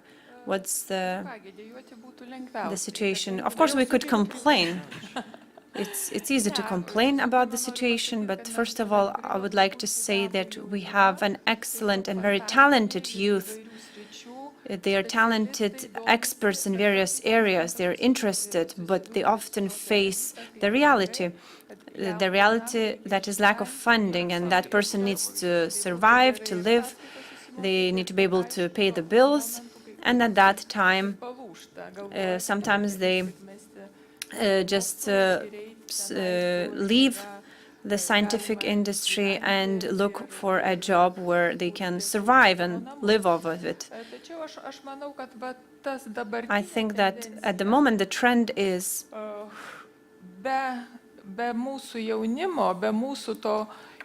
in addition to our youth, I think Lithuania's breakthrough would stop. At the beginning of the independence, part of our biophysicists left for the United States. The majority of them stayed there, but the contacts stay with them, and this is useful for those who still work in Lithuania. I'm really glad with the PhD students who work in our university. I'm sure they are motivated and they only need good conditions for working, and this will be a basis for their further steps in the future. I think that this needs to be just an initial support, and then they will do well on their own with their project activities, networking, etc. I'm an optimist. I would like to say also that we've seen on the media so many success stories. There is those who support scientists and allow those scientists to participate or do activities in a wider arena. So are these partnerships important? Yes, I will forget to use the word cooperate and use partnerships instead. In terms of our youth in scientific community, I think that our youth is brilliant, mature. But returning to our discussion, based on the reality, the fundamental and the practical applicable science in the area of innovations, patents. For example, if you're invited to make a presentation at Cambridge, then often you have to meet. I've met with the local community of scientists. They showed me their work, their PhD work, what they do there. So there was this guy from Biržai town, and he showed me a bug. And this bug had wings. And he said that this is the whitest material on Earth. So this bug and its cover was found, and there was a number of research performed on that insect. And well, maybe somebody would ask, so what's the point of this bug? And of course, I was bold enough, and I asked him, how will you apply this in practice, this research on this bug? And he said, I'm a researcher. My job is to do research. I don't think about the applied science.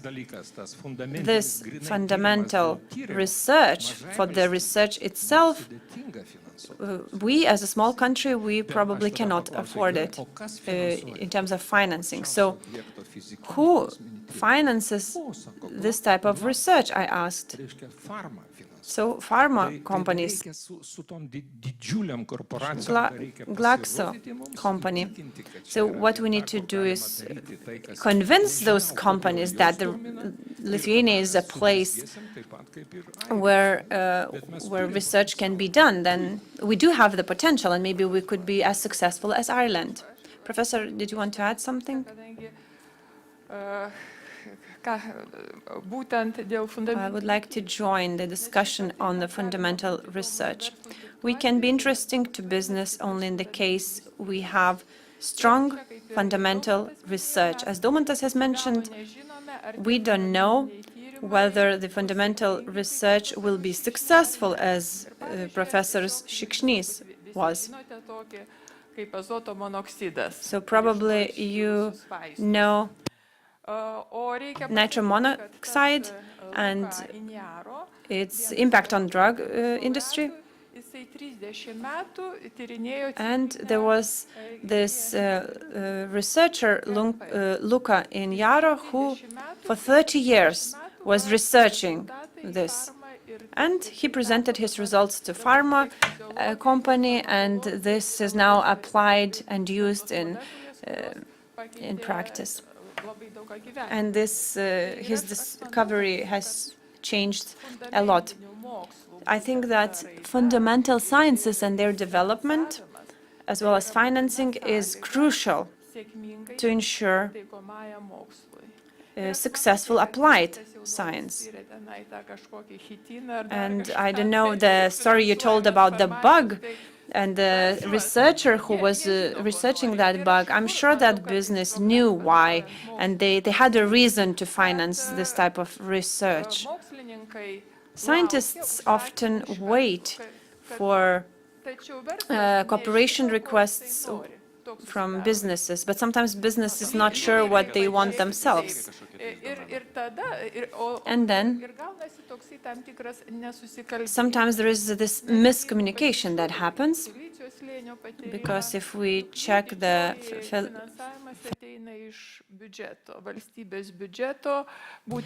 success of Silicon Valley and other, the orders that come often come from those who know what they want very well. So how can we communicate well? In the Innovations Agency, we actually discussed yesterday. What often happens is that some good inventions are made in laboratories. We have a good thing in the Vilnius University. So there is people who are responsible for contacting businesses, presenting the researchers' ideas, scientists' ideas to businesses. And then if a business likes the idea, they can finance it and then maybe introduce it to the market. Maybe there is something that is missing. So I'm talking about tech transfer offices in the universities, which in my opinion can do a lot. I visited the Warsaw University and I talked with their representatives. I was really surprised. So that we don't need to go and look far. Warsaw's university actually is very successful in this cooperation, partnerships between scientists and businesses. So I think this is what we can discuss more about. I wanted to ask Professor Arminas, commercialization. I discussed with the Brits and others. They often curse at this commercialization. So I think this is an old-fashioned word. Cashing Spin-offinti girdėjau. Cash in is a now popular catchphrase. And the US has Papasakokit, ko tam reikia. monetization. So, first of all, the intellectual property is needed, and it's a complicated thing. We often say that Estonians are ahead of us in many areas, but if we look at the GDP of Estonia and Lithuania, so despite any geopolitical situation or economic situation in the region, Estonians are still ahead of us. So we need to maybe not be in the same place as the Estonians, but we should at least catch up. So we need to assign 10% more? No, I think a few percent more would be sufficient. So Estonians have 745 patents at the moment, and in US, and this is very important. It's a very important shield, patents. So Estonians have 745, and we have 445. We often pay scientists from our budget, but then we give those products for free to the world. So we need to ensure we maintain those this intellectual property within our hands. A few companies in Lithuania can deal with intellectual property matters. Only a few lawyers. So, but when you have to receive a patent, you have to reveal all the information. Maybe. No, we are discussing now the high technologies, and in the area of high technologies, everything is done with a microscope. If 30 years ago, 6 months were needed to copy certain high technology. Now the situation has changed. It's 1 month, so you cannot hide anything, but you need to be able to protect your property. If you reveal your property, and if you see somebody is copying your intellectual property, you need to go to the court. And it often is successful that you should be able to defend your property. I'd like to add on intellectual property. So about 4 years ago, one of the biggest pharma companies came to Lithuania and were looking for investment opportunities. And one of their main criteria and why they didn't choose Lithuania was IP. There was a lack of IP. We have some numbers, but they're not enough.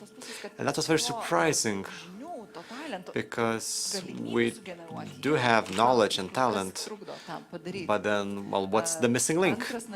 Now, another comment on that, on the idea that business doesn't know what it wants. Well, as a person from the association, I must say that business does know what it wants. And I have to admit that, yes, sometimes we have new businesses who don't have knowledge or competences. Maybe they lack understanding in science and in business, and they simply lack opportunities, or maybe they're opportunistic and trying to just catch some ideas from the scientists and then to use that. But then the problem could be solved by technology transfer offices in village universities, because currently these offices are not active. This could be improved, but then on the other hand, we have businesses that really know very well what they want to get.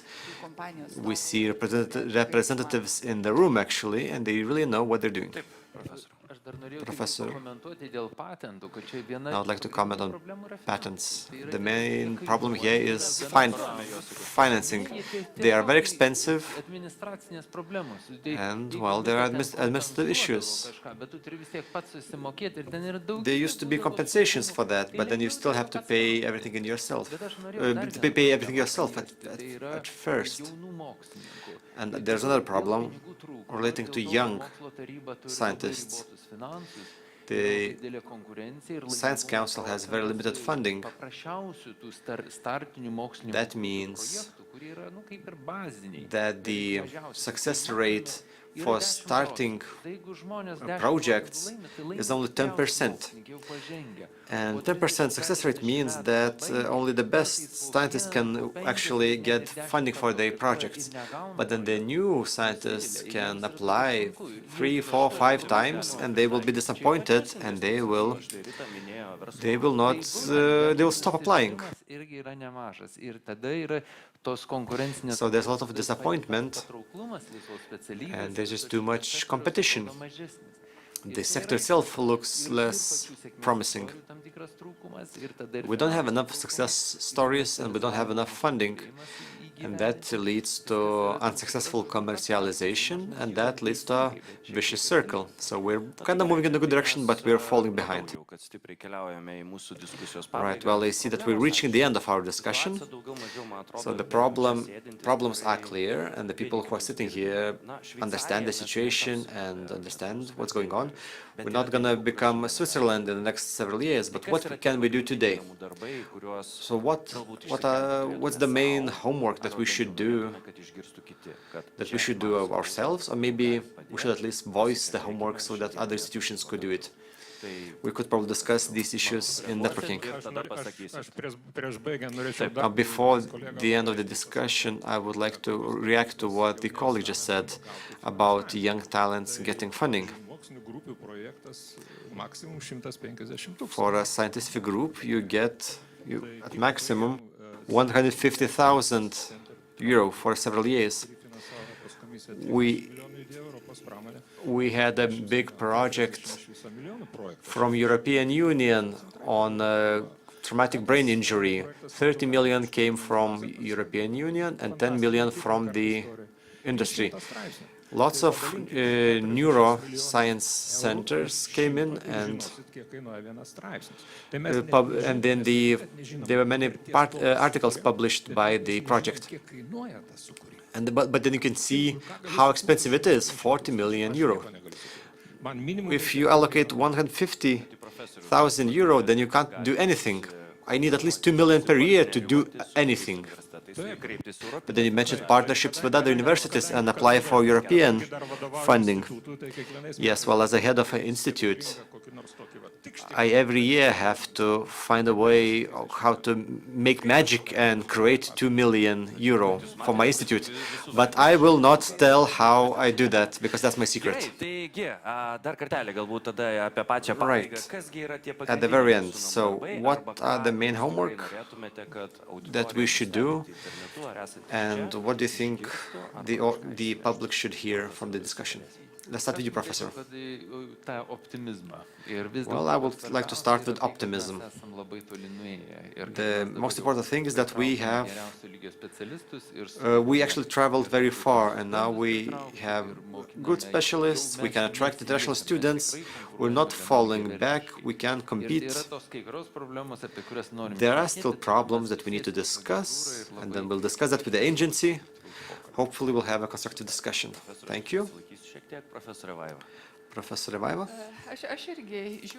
Well, I also look optimistically at the situation. I would like to agree with Daumantas that we actually reaching adulthood in life science, we can move forward, and the movement forward would be even quicker if we had a better ecosystem. So what do we have to do for that? We need to have balance between fundamental and applied sciences.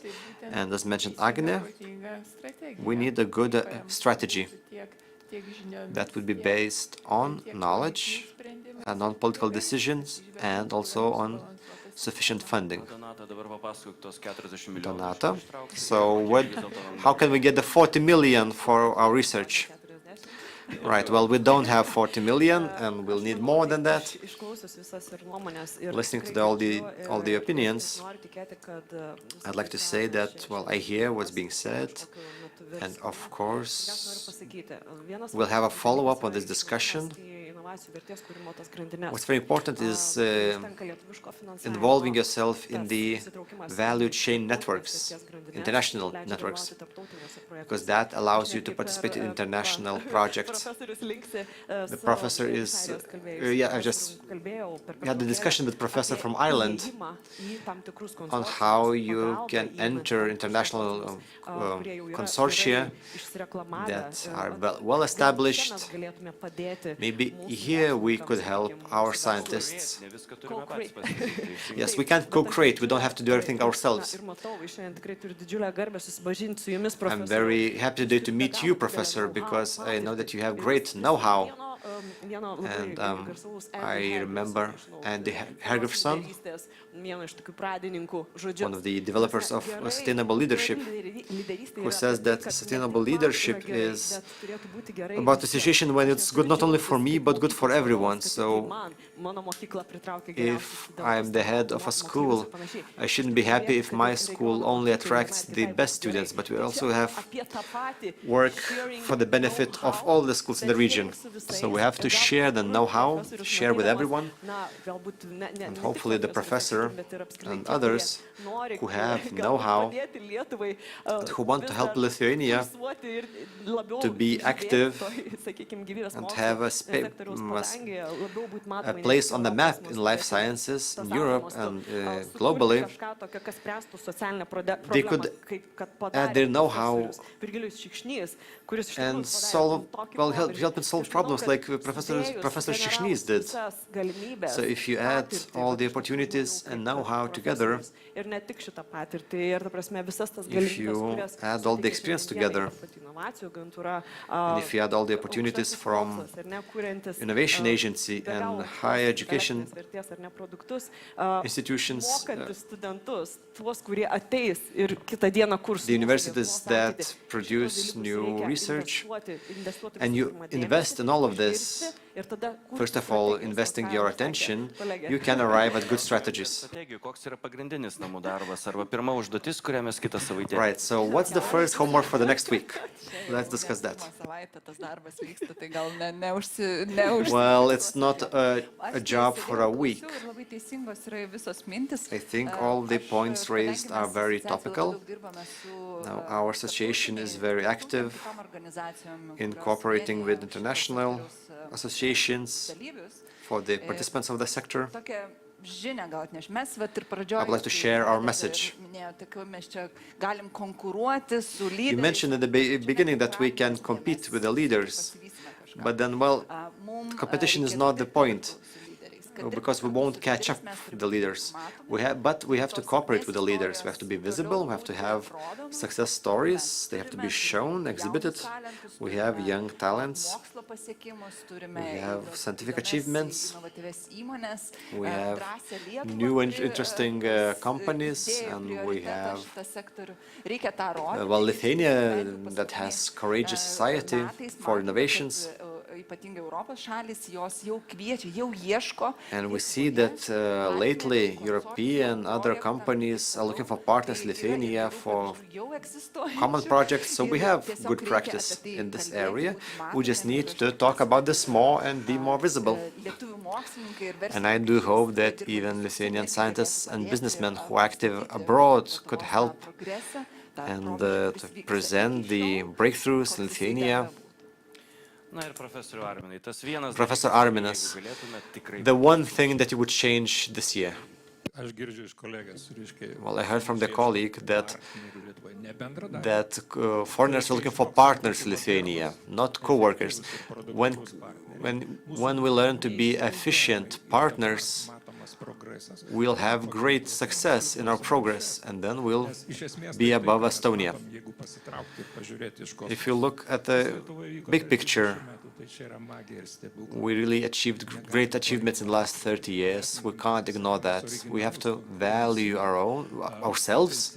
We're original, we're competitive, we're great, but we just have to be quicker. Well, that's a very nice conclusion for the discussion. Round of applause for the panelists. Na, matyt, visas diskusijas, visus pokalbius. Of course, there will be more discussions and we can continue discussing during the coffee break. So let's have a short break, let's have a rest, let's discuss and find good solutions on what we need to do, and we'll come back shortly to our conference.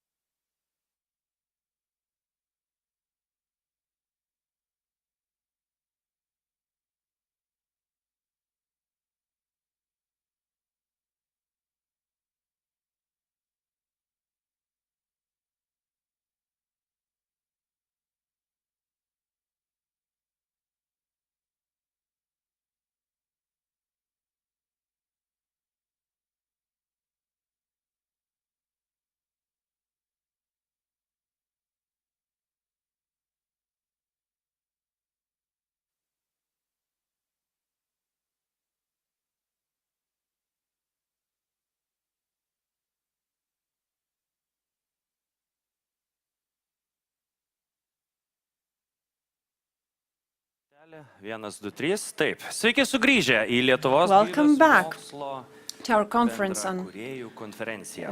co-creators Kviečiu of pratęsti life mūsų sciences in šiandienos Lithuania. programą ir diskusijas So, perkelti į pačią let's svarbiausią mūsų šios start dienos dalį, with the tinklaveiką arba most networkingą important po part oficialiosios dalies. of our conference, and the network you can then Pratęskime continue mus taip afterwards. dominančią temą. Ar Another pasaulis important topic. mus šiandien pažįsta? Does the world Tik get šį us? kartą kitomis, gal kiek kanadietiškomis akimis. So, from Kadangi dabar į Canadian sceną norėčiau point of pakviesti view. tikriausią mūsų šalies influencerę So, ir the ambasadorę very real Ritą influencer Sakos. of our Rita country, yra viena iš Rita Lietuvos Sakos, verslo she's angelų tinklo įkūrėjų ir a valdybos board narių member at į Lithuanian Lietuvos Business grįžusi Angel prieš Network. She returned to 19 Lithuania metų. Rita, 19 years ago. vieta šalia manęs. Please take your seat next to me, Rita. Girdisi, Can puikiai. you hear me? Kuri kėdė iš kairės, iš dešinės, everyone Choose has whichever seat you the prefer. right face of face, you know? Gerai. Labai, labai. Okay. Tai kągi, turime sausakimšą salę. So we turime have a daugybę full žmonių, kurie audience. mus We have stebi many internetu. people participating Jau šiandieną online. aptarėme daugybę Today we have dalykų, already discussed a number of tačiau manau, important kad topics, geriausios įžvalgos but ir I think that the geriausios most, istorijos ir geriausi the pokyčiai best vyksta tada, insights happen and the best kai mes changes juos happen arba iš jų mokomės when iš we asmeninės patirties. learn from our Teisingai, na, personal galbūt, perspective. pradėti Is that pokalbį right? norėčiau I would like to start the conversation tamstos kelionės from į Lietuvą. your Ir, return back kaipgi to ta Lietuva Lithuania. pateko į tavo, jeigu galiu taip How kreiptis, did radarą ir Lithuania kokią Lietuvą radai? became part of your focus? Tai ačiū labai pirmiausia, And kad how did you pakvietėt find it once you ir returned? kartu Thank you for ir inviting me šitas, to participate. fireside chat bus I pati assure you that lengviausia fireside dalis chat will be the visos easiest part of the konferencijos. conference, so Noriu no papasakoti worries. biškutį apie mano I will aplinką, tell aplinkybes about my ir kaip environment, atsidūriau my Lietuvoje. situation, and how I ended up in Lithuania. Aš augau visų pirma lietuvių šeimoje. I was born in a Lithuanian family in Canada. My grandparents always spoke about how beautiful our country was, about the economy level in the interwar period, that it was similar to Denmark, etc. So my grandparents were always telling that they left so much behind. When I was growing at the time, it was the times of the Soviet Union, and it was Lithuania was occupied, so I knew that the situation was different. And I was really curious to see how the interwar period looked like in Lithuania. As Professor Ragauskas was talking about patents in Lithuania, I was curious to learn what patents did we have in the interwar period. Do you know? No, I could only make guesses.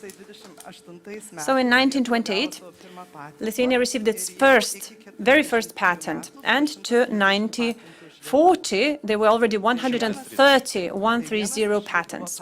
One of them was, for example, herring cleaning apparatus. Progresyvi šalis. A very progressive country indeed, yes.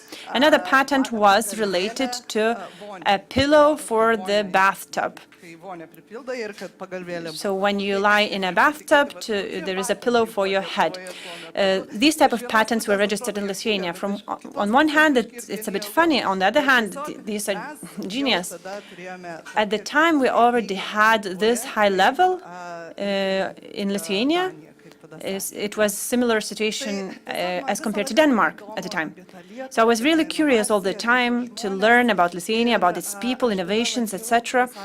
And I was going to Lithuanian school there, and I visited Lithuania for the first time when I was 15 or 16 years old, and I couldn't believe my eyes. I couldn't believe the Lithuania I saw. It wasn't the Lithuania my grandparents talked about. It was something different, something backwards. I found it difficult to understand how everything looked like and what the situation was. After Lithuania became independent, I started coming back more often. I started meeting really intelligent people.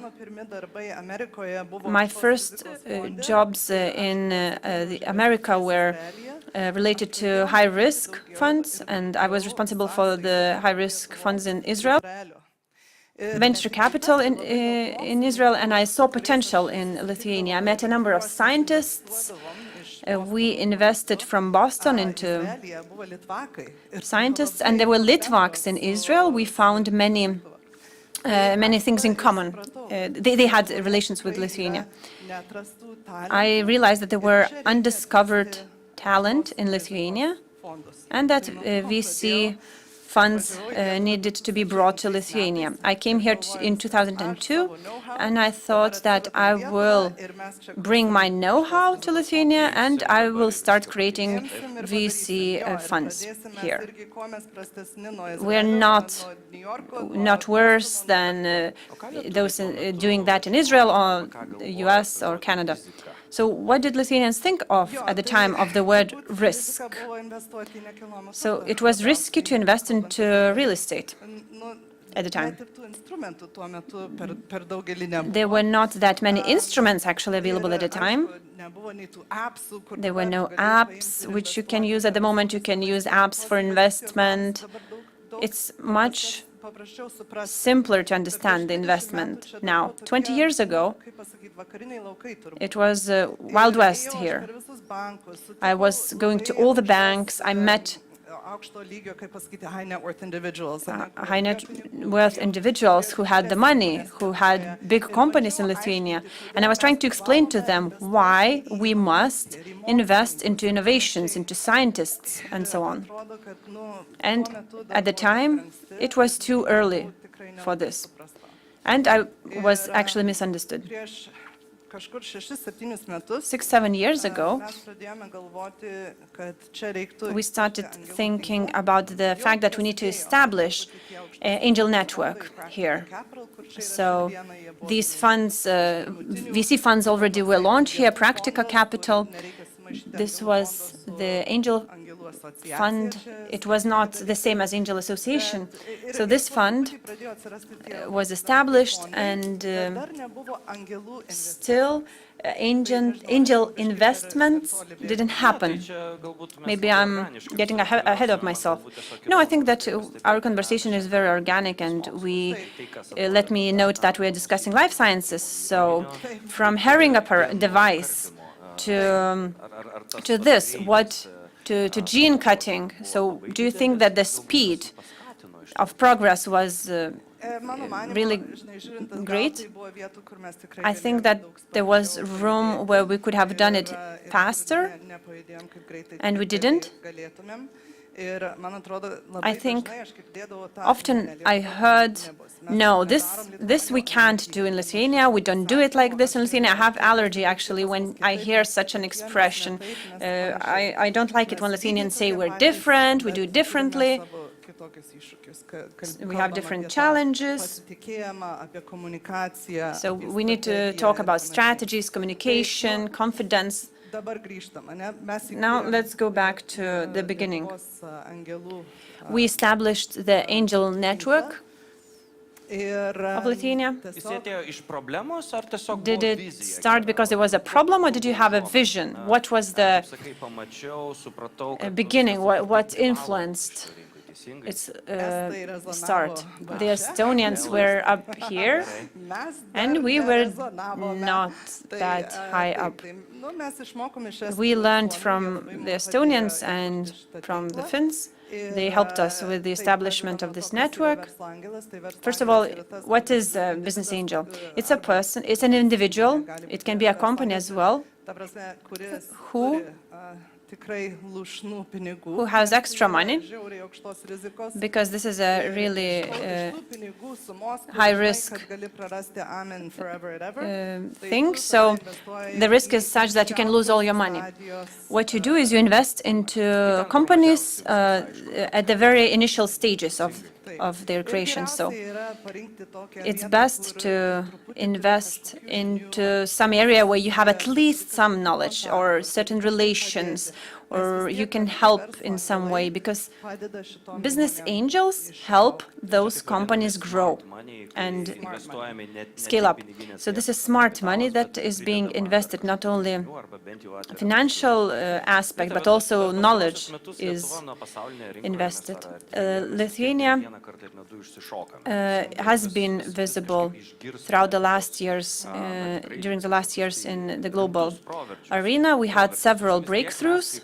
At the same time, as the country, we still think that we're not good enough. You said yourself that there were some things you didn't like about Lithuania. So what do you think about our character? Do you think that we underestimate ourselves, or do we, are we too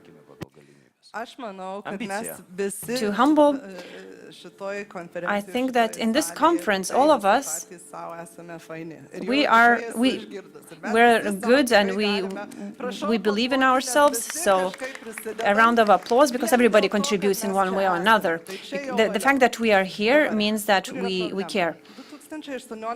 What's the problem? In 2018, a Global Innovation Index says the ranking of...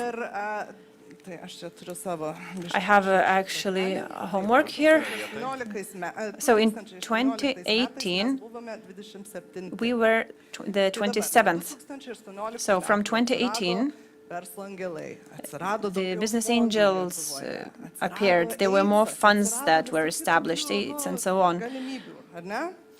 A number of opportunities appeared. In 2021, Global Innovation Rankings, Lithuania, drumroll, 39th. 39th. Good job. It seems that we do something not entirely correct. Maybe we're not that much in tune as the orchestra.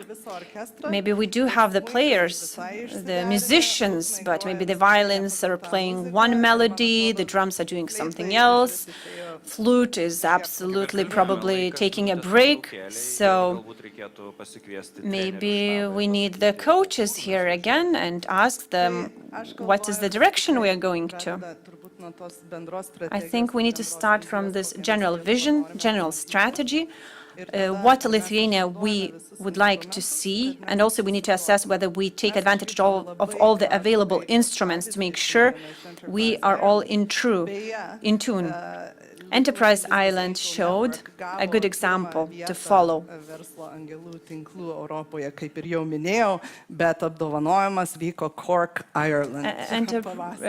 Our angel network was awarded for its work in Europe, and the award was given in Cork. I think this is a great award, but from all the measures, instruments, accelerators, grants, I think that in Europe, business angels are instrument number one for startups for getting their first investment. These are called first believers who not only who allocate their own resources, their own money, not somebody else's money, but their own.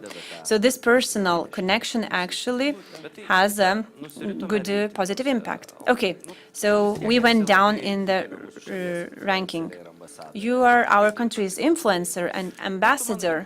You do believe in our country. So what do you think, what are the areas which we do not take advantage of? What do we do differently? Because if we do something, if we don't know how to do something, we can just follow good examples. So could you name 3 things which are extremely important? So we need to, first of all, address these 3, and then we can move forward. So we need to take advantage of our diaspora networks. This is one of the areas which are underdeveloped. I'm really sad about it. I followed my father's steps. He was one of the biggest research and development companies manager in Canada at the time. He did many things in optical networks, telecommunications area, and this was completely new activities. So this company was one of top 3. So he was a Lithuanian who was leading such a brilliant company.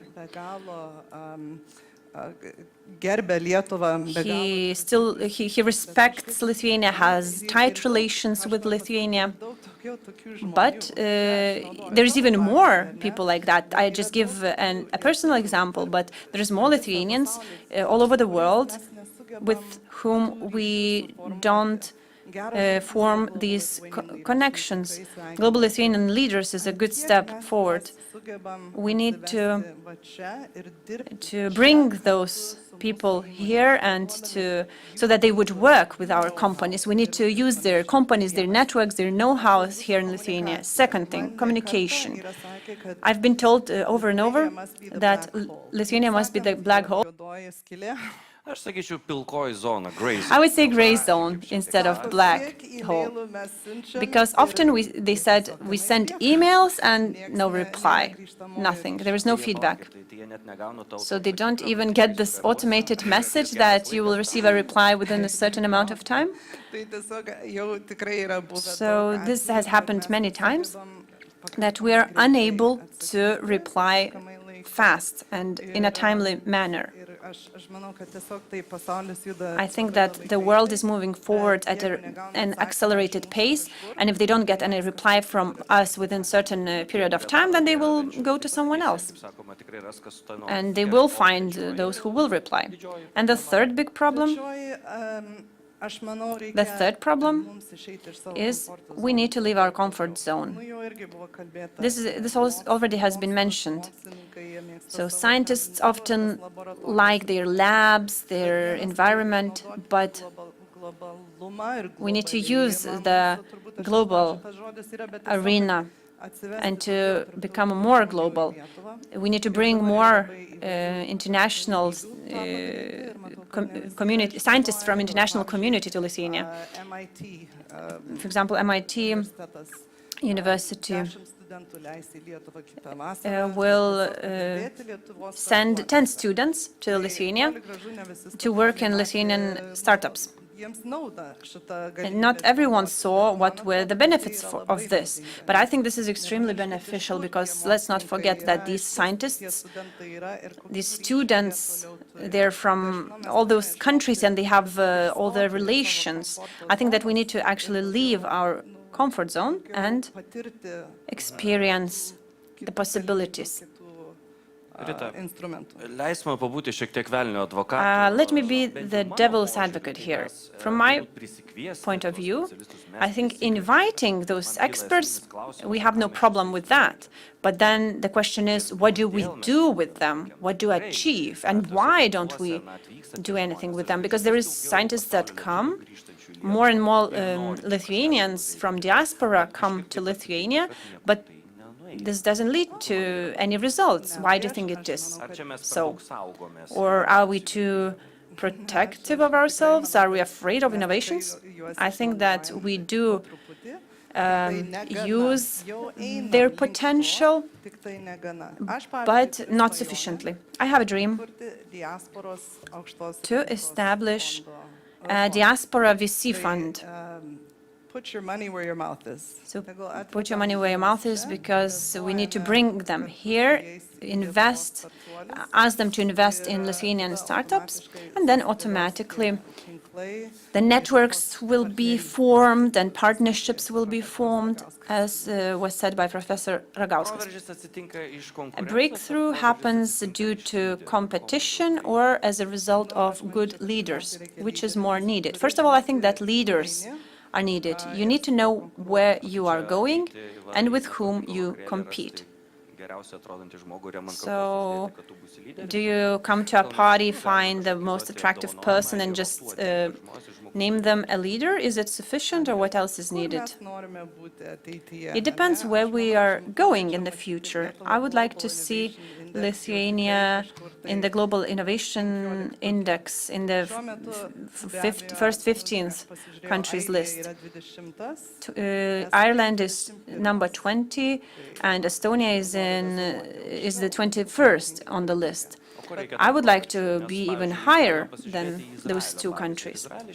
Israel is mentioned often in this context because it's a small country, but it has so many achievements. Often, what's mentioned in terms of Israel is that they were highly impacted by the military and empowerment of individuals to provide solutions which were vital. Of course, we have what can we do to move forward and to get a breakthrough. I think that we need to follow good examples. We need to review what is not done correctly from the very basis. I'm a big advocate of tax incentives. For example, the UK has certain tax incentives, the Irish have use incentives because they understand that this type of investment is of high risk. So those companies which fail, according to the statistics, 9 out of 10 companies don't make it. So this is really high risk. And this is not theory, this is what happens in practice. These people who do something, then they fail, then they learn how to do it better in the future. So it's very important that they do it over and over again. What's important is not to be afraid to fail.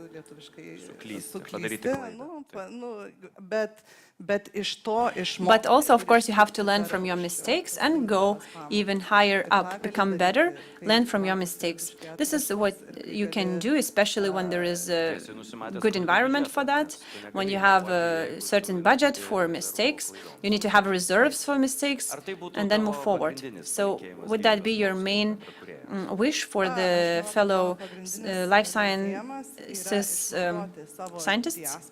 I think that, yes, first of all, let's take advantage of our diaspora networks and looking for scientists. Actually, yesterday, I connected one startup company with my second cousin, who is a scientist to the core, and she's doing some amazing things. I cannot even, in any language, I cannot explain what she's doing, but I created this bridge between Lithuania and scientists in America. Another network can be established as well, and so I think this will have a good impact on this startup. So now I think we need to, everyone, let's invite Rita Sakus on our LinkedIn profile. This is a great step forward.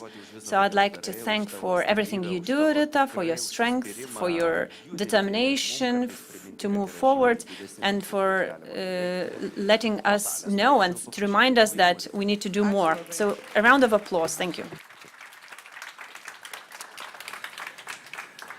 Na kągi, judėkime toliau. Right, let's move on. I'd like to introduce the next presenter who will share the insights about what seems to be a very simple thing, international events. These kind of events are the opportunity to create ties, build ties, and make deals that lead to eternal glory. But as our presenter is asking, are we sure that we don't miss something on the way to glory? I'd like to invite Laura Kurtinaitytė, Savo Meetings founder and board member at Lithuanian Association of Meetings and Events. Thank you, Andrius. Hello, everyone. I'm very happy to be here, and I would like to thank the organizers who see the value of international events for the communities. In this case, we have the life science community. Now, in this area, for running international events, I've been active for 12 years now, so I have a lot of knowledge, a lot of experience, and I've seen a lot of young specialists who have grown to the executive level and have grown to become great professionals. We'll discuss the use and the value of international events for you. And how it's important to not miss anything on the way on the road to glory. I will talk a lot about events, but let's define what do I mean by that. By that I mean business and science events. I will not discuss here concerts, cultural or art projects. So I won't talk about all the fun things. We can discuss that later at a coffee break. Now, what's the main goal of an event? I see that the organizers actually did a very good job today, because the main task of an event is to unite everyone for a common goal, to exchange the ideas, to network, to share knowledge and experience. But then lately, there's a new trend, is that the events are not only a way of sharing knowledge and network, but also events can be a means for the community to express their opinion on important issues for the society. So sustainability, ecology, diversity, integration, pandemics or war in Ukraine.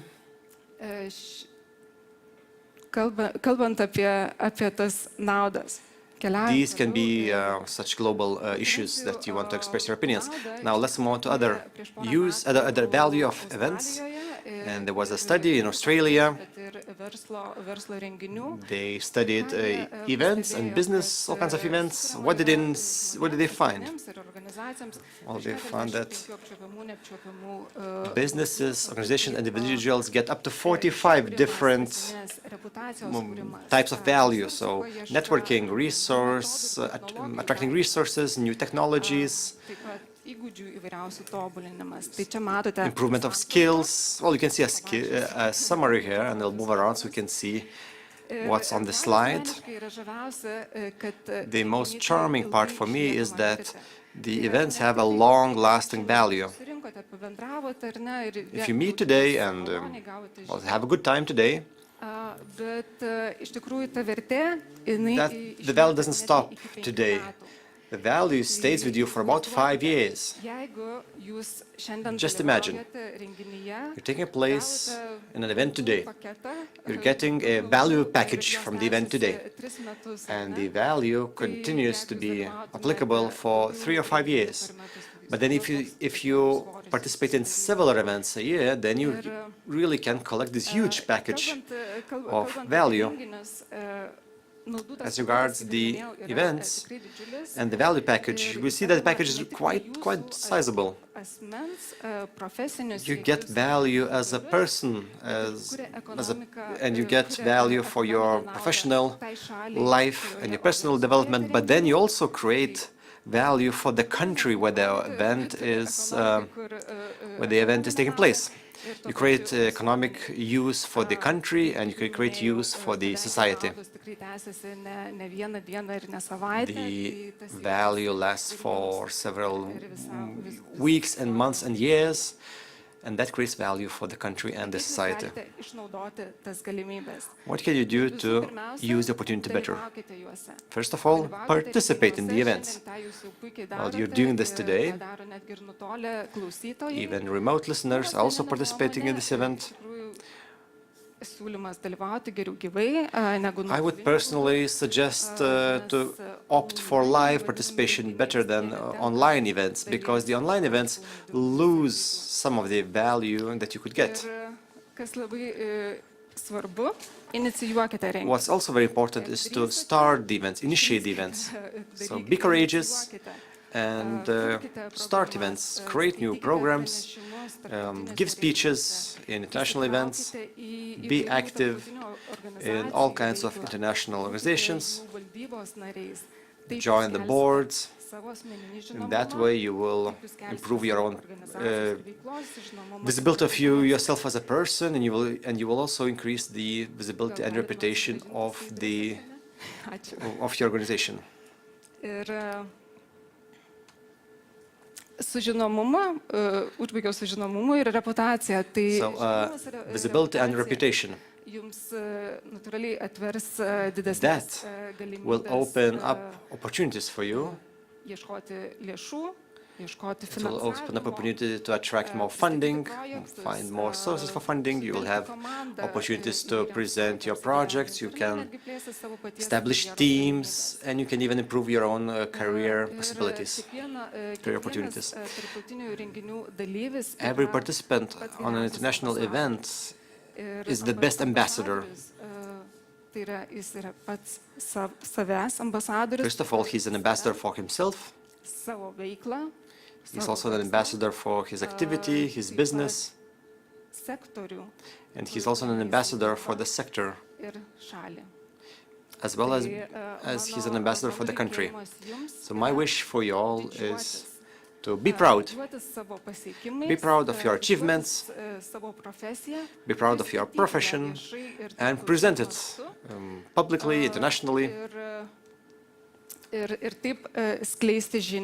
And in this way promote and send a message about your activities, your country, that will create value not only for you personally, but it will also create economic value for the country where you work, where you create. It will also give value to the society. Thank you very much. That's my message for you today. Ačiū labai, Laura. Dar turime šiek tiek laiko. Thanks a lot, Laura. We have some time. I'll start with a very quick question. The simplest question possible. So, do we have everything in our country to attract the highest level events in our country and the conferences? Yes, I think yes. From my experience, I must say that we are capable. We as a country, we, Lithuania and Vilnius and other cities in Vilnius, we are capable. We have the infrastructure.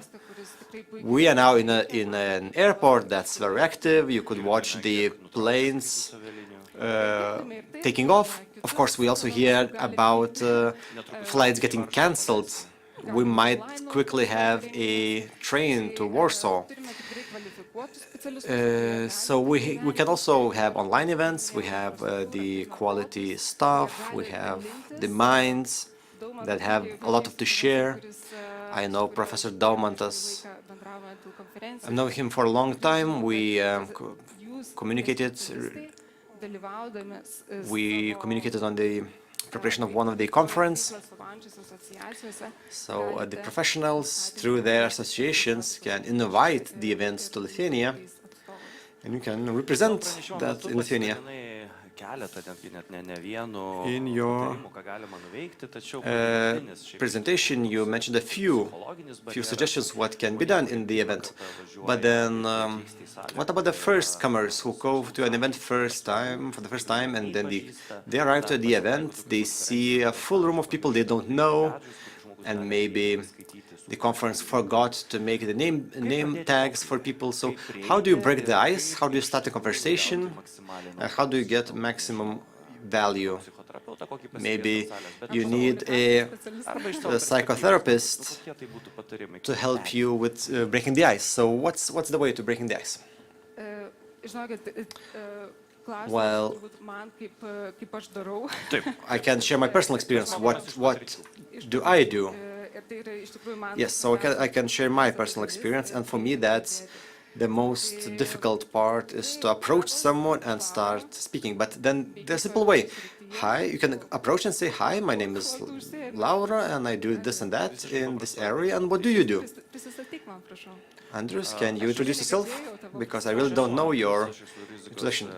Yes, my name is Andrius. I'm a founder of a venture capital fund and an accelerator, and I want to invest in very perspective talents. And I'm interested in everything. Oh, that's great. Well, I have a conference next week, so maybe you would be interested in coming to the conference. Well, where can I find more information? Okay, let's match on LinkedIn. Let's match. That's a great suggestion. I must say that I once met a very enthusiastic and expressive bartender who founded a bunch of bars, and asked him, so how can you do this? how can you approach all those strangers that you don't know? And he said, well, it's very easy. There's a very simple question that opens all the doors. What are your plans for tonight? Well, is that a question for me? Well, I would like to thank Laura for the presentation. Thank you very much. Thank you. Right.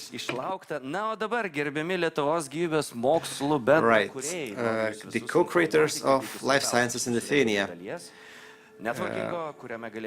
We still have some time until networking, the most important part of our conference, where you can discuss, find the ways to communicate. And before that, we still have one discussion left. But the discussion is very important. Let me introduce the panelists for the next discussion. I would like to invite Eglė Kudzmanienė, the Chief Advisor at the Communication Department of the Office of the Government of the Republic of Lithuania. Hello, Eglė. A round of applause. Marija Šaraitė, CEO at Global Lithuanian Leaders. Please take whichever seat you want. Ugnė Čivilė, Talent Acquisition Partner at Kilo Health. And then Donatas Keras, investor, entrepreneur, and founding partner at Praktika Capital. Donatas, hello. Right, so our topic for today, for the last discussion, is, well, a topic that can be very wide. And the topic is best wishes from Lithuania. From cookies to life sciences, how to create a productive partnership. So the partnerships were mentioned throughout all discussions today, and I would like to start from a reflection with the last discussion group, the last panel. So what are the main topics that most important things that you heard today, and what are the most important directions for us? Eglė. Hello everyone. Well, my heart sings today because we've been preparing for this conference together with the Innovation Agency. We cooperated a lot, and we see the partnership is active. And I think that the main key messages that are in our strategy as regards the ecosystem, all the messages have been sent today. So I do believe that the strategy that Lithuania has in presenting Lithuania in Lithuania abroad is working. We do have the strategy, it works. We have the visuals, we have the communication guidelines. The minister touched upon this in her speech. I think everything works quite organically, so that's great. Now, in one of the discussions, the panelists mentioned that the business doesn't always know what to ask the universities to provide. Do you find that too? Well, if possible, I would also reflect on the first question first. I'm very happy to hear that so many people remember the diaspora of Lithuania and the opportunities connected to the diaspora. We always say that we still don't use diaspora enough in life sciences and elsewhere. And it's great that we see examples not only we have people from the agency who are responsible for this, but then we have people like like Rita Sakus. They are a great example. I would like to wave at our listeners online who listen to the events from all around the world where they live and work, and they hear that the ideas they have and the context they have and the knowledge they have are very welcome in Lithuania. I think that this is very important. And now, as regards the second question, I think we have good examples. We are learning the ways to communicate better, and we need to have more partnerships. Ugne? Čia galbūt antras klausimas tau. Maybe more, but you asked the second question. I would prefer answering the first question. So I found some common ground between several presenters. Everyone mentioned Estonia. There's this small country, and we always mention it as if it's as a miracle country. I represent startups. I am from Kilo Health, and I am responsible for talent acquisition, and we cooperate with international partners and clients. And I have to say something about Estonia. I'll tell you a secret. Estonia is not special anyway. They're just people just like we are, and we probably see that people from Estonia sometimes even speak worse English than candidates from the other countries. Donatas. Now, venture capital. Rita mentioned you as one of the first in this area. I'm sure that you also try to find the best life scientists and talents. So what can you reflect on the discussion today? Is your experience similar, or would you like to say that there are more good things that we can enjoy? Well, I have to say that there are so many positive things. I'm not an insider in biotechnologies or in life sciences, but then we, of course, are looking for commercial partnerships. We are looking for value. We're looking for ways to cash out. We're trying to cash out every opportunity. And, of course, it's natural that, well, we had 4 investments in the area, and I'd like to agree to what's been said before. The young generation is really great. It's awesome. And I would say that we're 3 times better than Estonians. In the Baltic region, the new life science companies in Lithuania are just awesome. We have more of them, and they are more visible in the world. We don't have enough of the companies, but they're doing very well. So I have lots of optimism, and it was very nice to hear the professor who spoke before. We have to understand that, well, one group of people create the science, and the other group of people are trying to make money off of this. And it's not the same person all the time. But there's this basis of capitalism, and it's great that we're now talking in capitalistic terms about these issues. That's great. That allows us to go for a breakthrough. You had a discussion in the previous panel on what is needed for the breakthrough. Do we need leaders or what? Well, I think that we need to have interests. We have to take into account everyone's interests, and then if everyone wants to move forward, we will move forward. Well, yes, of course, I can agree. And I think that one thing that we forget is that we really need to define the concepts in the same way. Not everyone has to do business, of course, and not everyone has to be a scientist, but we have to understand the problems of ones and the others. Synergies, partnerships. We really like this word today, partnerships. And upon thinking about Estonia, you can do whatever you want. You can build or say anything. What Estonians do really well is they do really well the PR. But I think that we can address this issue just very simply. Let's look at the budget, Enterprise Estonia and others, which are responsible for PR campaigns. Of course, our discussion's topic is not about that. Let's go to our main topic of today, which we want to discuss about cookies and life sciences. My question is, what's the main problem in Lithuania? Is it just because we're so small? Or are we just so that we only like ourselves, but we do not promote ourselves well? So what's the problem? How do we look from exterior? I think this is a very subjective point of view. Now, when I communicate with the diaspora, I see that there is a lot of diversity, people are different, their relationship with Lithuania is different. So their points of view differ too. For example, in the context of this event, I communicated with several experts from diaspora in this area.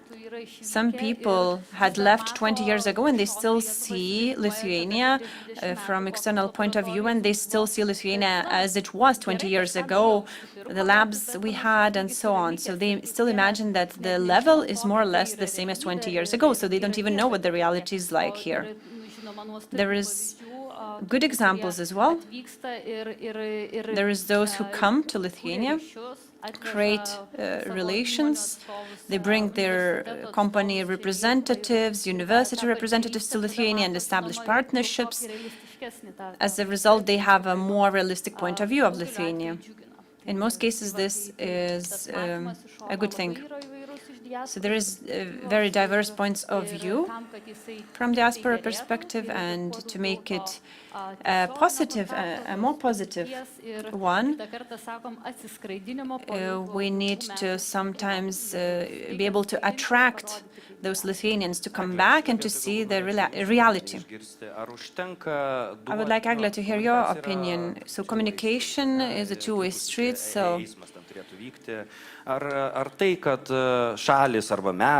the fact that countries, us and other countries who create nice videos with labs, with people with white cloaks, lab coats, and then we maybe launch this ad for 1 week because we don't have the budget to advertise it for longer.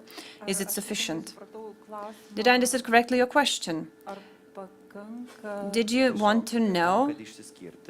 Yes, so to be different from others,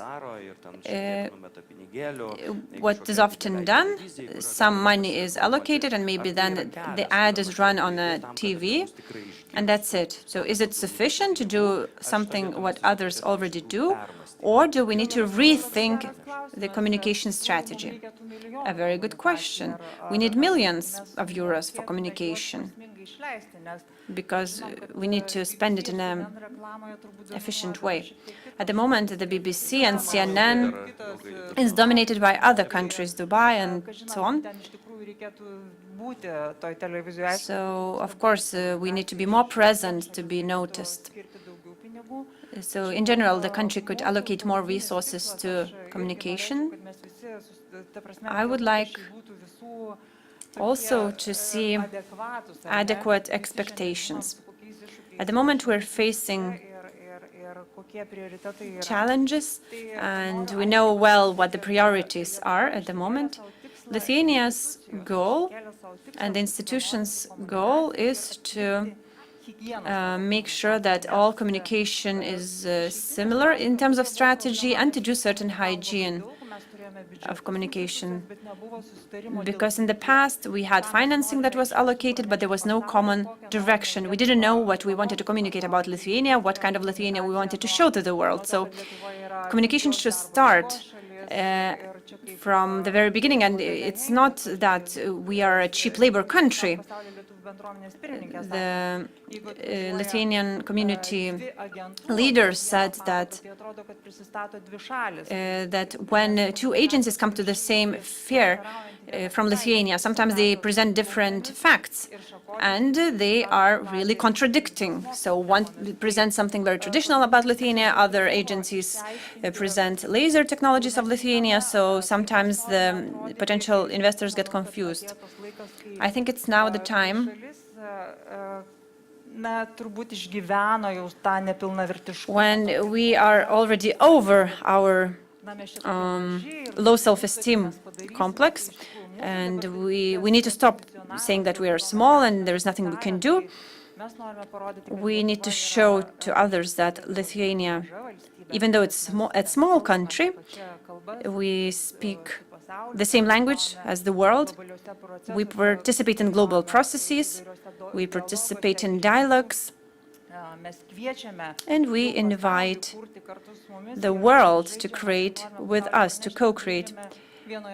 And we want to communicate to the world that we're on the same league, and in the life sciences arena as well. I'm very proud of this ecosystem, and I want to communicate it as much as possible. We are very glad about it, and we have agreed within the institutions on what is being communicated in the area of life sciences. So we have to have a very clear message. This message needs to come from the scientists, from companies, and so on. At the moment, this is a win for many institutions. We participate in exhibitions abroad. We have the same message which we send there. We have an identity which we had agreed upon. If we would understand what the expectations are, then I think a lot has been achieved. And Lithuania has never been as far advanced as it is now. So we have visual identity, we have export brand, we have a national concept for national stand. So this allows to present Lithuania in a very clear way abroad. Good to hear. Donatas, there is one category of active persons, entrepreneurs, startups. They are always ahead of everyone else. So maybe we can use them, because often startups address a problem, they solve the problem really quickly, even if the problem is really complex, they still find complex solutions. So how does this happen? Can we learn from them and transfer the know-how? I think that startups is an important component, but it's not the only one, because they are pursuing their personal goals. They want markets, they want clients, people, talent, and so on. And then it's less important which country they are from. So this is a byproduct. Not often a startup company presents themselves as Lithuanians. Why so? Is it so? Well, because it's not their goal.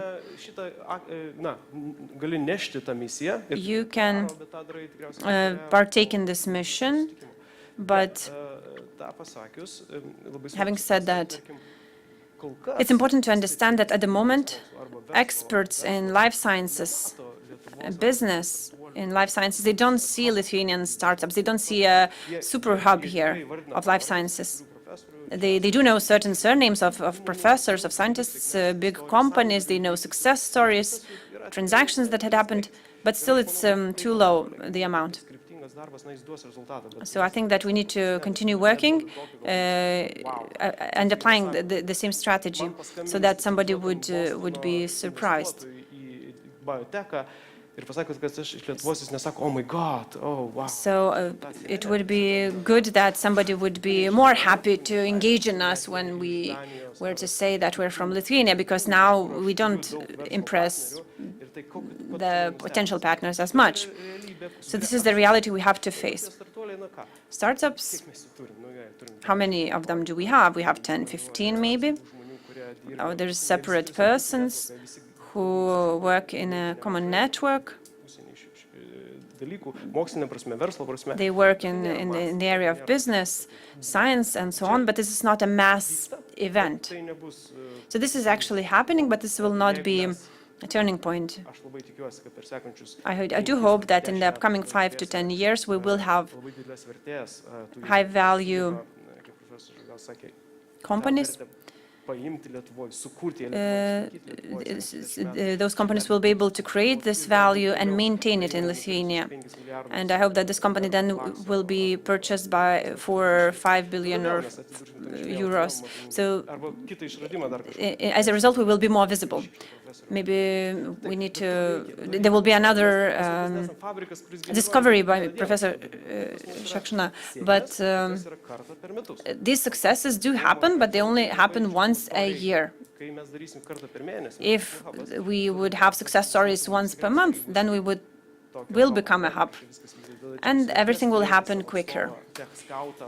We need to have a representative, a tech scout, who would always be scouting for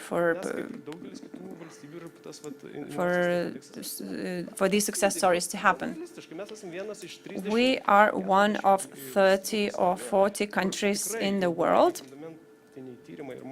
where interesting companies are established. But this is not a systematic thing yet. We don't have a system yet. Of course, 10 years ago, it was a completely different situation. So now what's happened has been actually a miracle. It's a fact. Many changes that happen, but maybe 10 years later we will have another unique situation. We will be unique in the world. Maybe Lithuania will become the life sciences hub in Europe. But at the moment we're not there yet. Ugne, we discussed with you before. Yes, it's not a bad thing that startups want to earn money to purchase their goals, but we have examples when strong companies join forces, they speak the same language, and sometimes even competitors do that to promote Lithuania. What do you think could be done to encourage this further on and to encourage scientists to do this? I think there is the golden rule, lead by example. So if business often hopes that startups will be the most determined. I think that we actually form many partnerships, we cooperate with each other a lot, and there is many stories. When our CEO was approached by an investor, and he was sent by another startup. There is many partnerships, and we show an example in this area. Maria, will the day come, I would like to dream sometimes about it, that will the day come that when you have a presentation to give in a conference, you often talk about your topic, but will we be able to just at the beginning provide 2 slides with the details on Lithuania, success stories, and so on? And then we could continue to discuss the topic of that day. In other words, how could we ask the diaspora to send a message far away? The message that Lithuania is beautiful, that it has potential, and so on. Should we create an encyclopedia or a Bible of Lithuania so that others would know? I did on purpose this complex question. First of all, I think that there is areas where this is already happening, where diaspora is already doing that. We are special. Even not first-generation Lithuanians who live abroad, they have a strong connection with Lithuania. They feel related. They carry the Lithuanian flag with them. This is happening, but this needs to be a mass event on a greater scale. This needs to happen in startup community as well. We had a discussion with Lithuanians from all over the world and local startups. And it often is the case that not security Lithuanians abroad. So many people didn't even know that this was a Lithuanian startup. They were surprised. They knew the brand, they knew the company, they used their services. They had no idea that this came and was created in Lithuania. So now it's maybe a good thing just to spread this information. So the locals need to carry this flag, and the local brands need to pass on this message. Another message is that certain companies are from Lithuania. This would give us strength and more credibility. This way, certain partnerships would be formed. There is cases like that, and I hope that there will be more in the future. Lithuanians should be more active, as there is a variety. There is the youth union, there is a global expert network, so they should find different ways. The people have different jobs, different wishes, different dreams to contribute to the image of Lithuania, so we need to be able to find ways how to do it. So some people may be ready to dedicate their time, others would be happy to spread the message or to consult the experts in foreign countries, and maybe this would lead to formation of new partnerships. So many ways, many manners of work could be used. We should share contacts, and we should also be bold and courageous to connect with others. Anglia, what do you think when we will start to speak about our colleagues and other companies, and only then move on to speaking about ourselves? When will we see this actually happening? Well, I think that's already starting to happen. That's already our aim. We have a lot of cooperation, a lot more. Together with Maria's organization, we've been very active in the last 2 weeks. We were discussing how we should include global Lithuanian leaders into presenting Lithuania abroad. I would like to invite everyone to use the website our website today, lithuania.lt, and use the materials that are on the website. You mentioned that we need a Bible on Lithuania, but well, we have a lot of informational points on this, 1-page, 2-page info documents, so you can use all of that. Can I add something?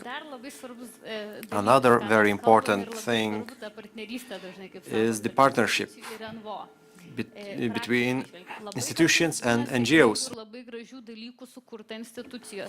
Sometimes the institutions start very good things and put them on the websites, but we still need live contact for the things to work. We need actual events, live events, or online events, so that we can share the good, that we can share the message. That's very important, because sometimes we have great stuff that's been created, but it's just in a drawer somewhere. Yes, so if we can get back to the question. Maybe not everyone knows the project that I have in mind, but Lithuania has a strategy for presenting the country abroad. It's a communication strategy up till 2030, and we did everything by a methodology. And we think that we have finished our work with the institutions. So we have a package on presenting the country with institutions abroad. And this autumn we're starting the phase of communicating with the business, where we'll introduce what's been created, and we'll try to find ways to include business in sending the same message in the foreign markets. We will work together with the Innovation Agency and other institutions, because the Innovation Agency is the brand manager for Lithuania as a country of origin. So we see a big task ahead, and Lithuania Co-Create is an exercise in positioning, but I do believe that it can also become a brand of Lithuania that will create value for all of us in the future. Great. Of course, for good partnerships, we need a good ecosystem. For that, we need people, capital, and infrastructure. Do we have everything? What do you think?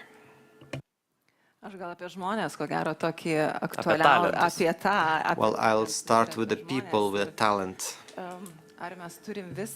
Do we have everything? Well, you never have enough.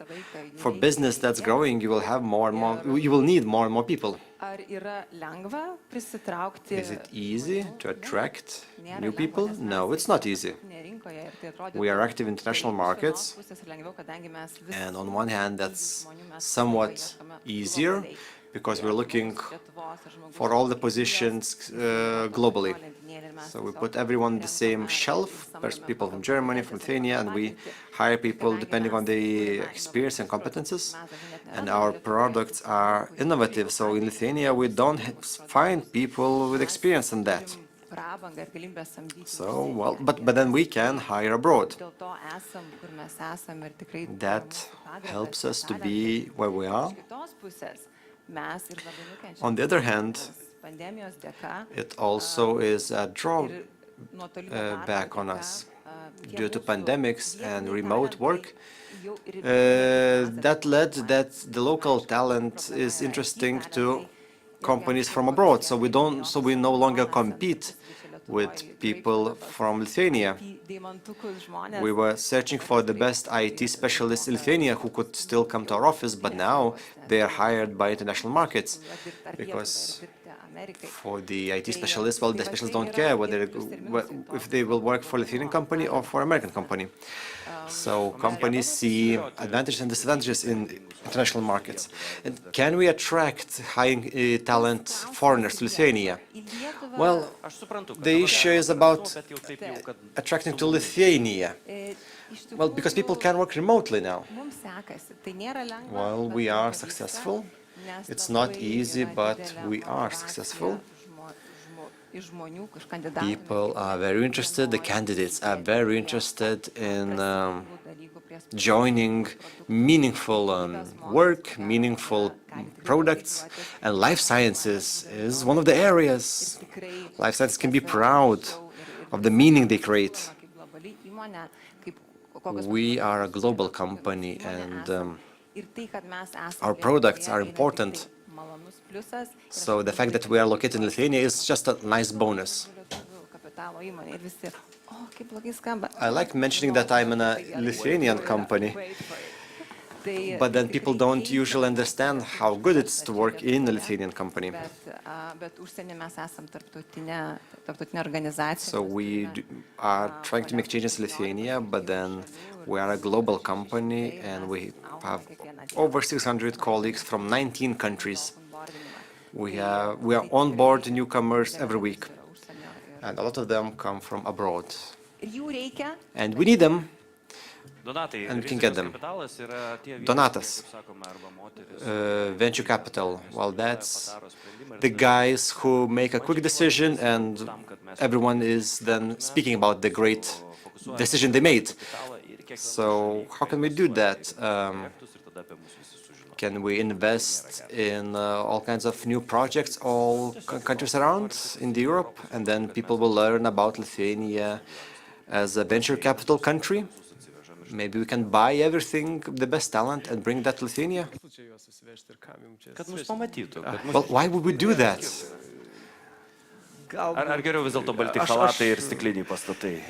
Or should we stick with the ads of lab coats and glass buildings?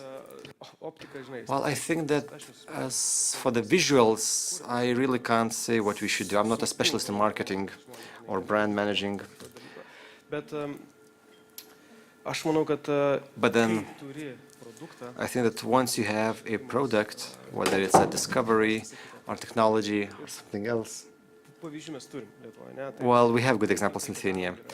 I think the important thing is to do what you do best, and the other things will come.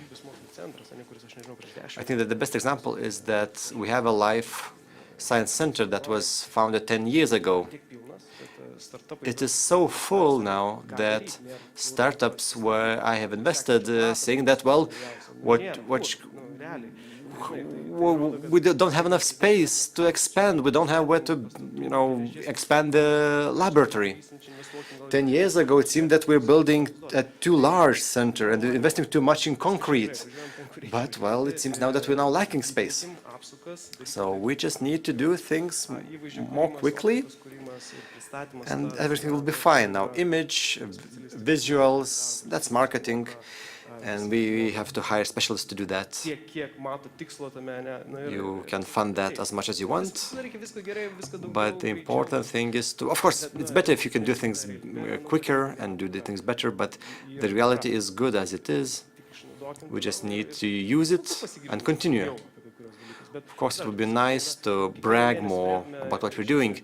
If we could have each month discovery on the Shikshnis level, well, but that doesn't happen. We can't sell a fermentas company every year. We just don't have enough companies to sell them every year. But little by little, we will move forward. Dar vienas iš tokių dalykų, kuris dažnu atveju yra įprastai pamirštamas. Right. Now, another thing that's easy to forget, but can be very useful, is ambassadors. In one conference, I heard about this Italian from Lithuania, and he told me that, well, people don't complain too much because look at Italy. Once Lithuania starts moving as slowly as Italy, then things will be bad. So now situation is still very good. So the question is, can only Lithuanians be ambassadors of Lithuania, or can we attract other people from abroad? That maybe Lithuania is a hidden gem. Exactly. I think that everything's possible, but then we have to just think on how much we have to do.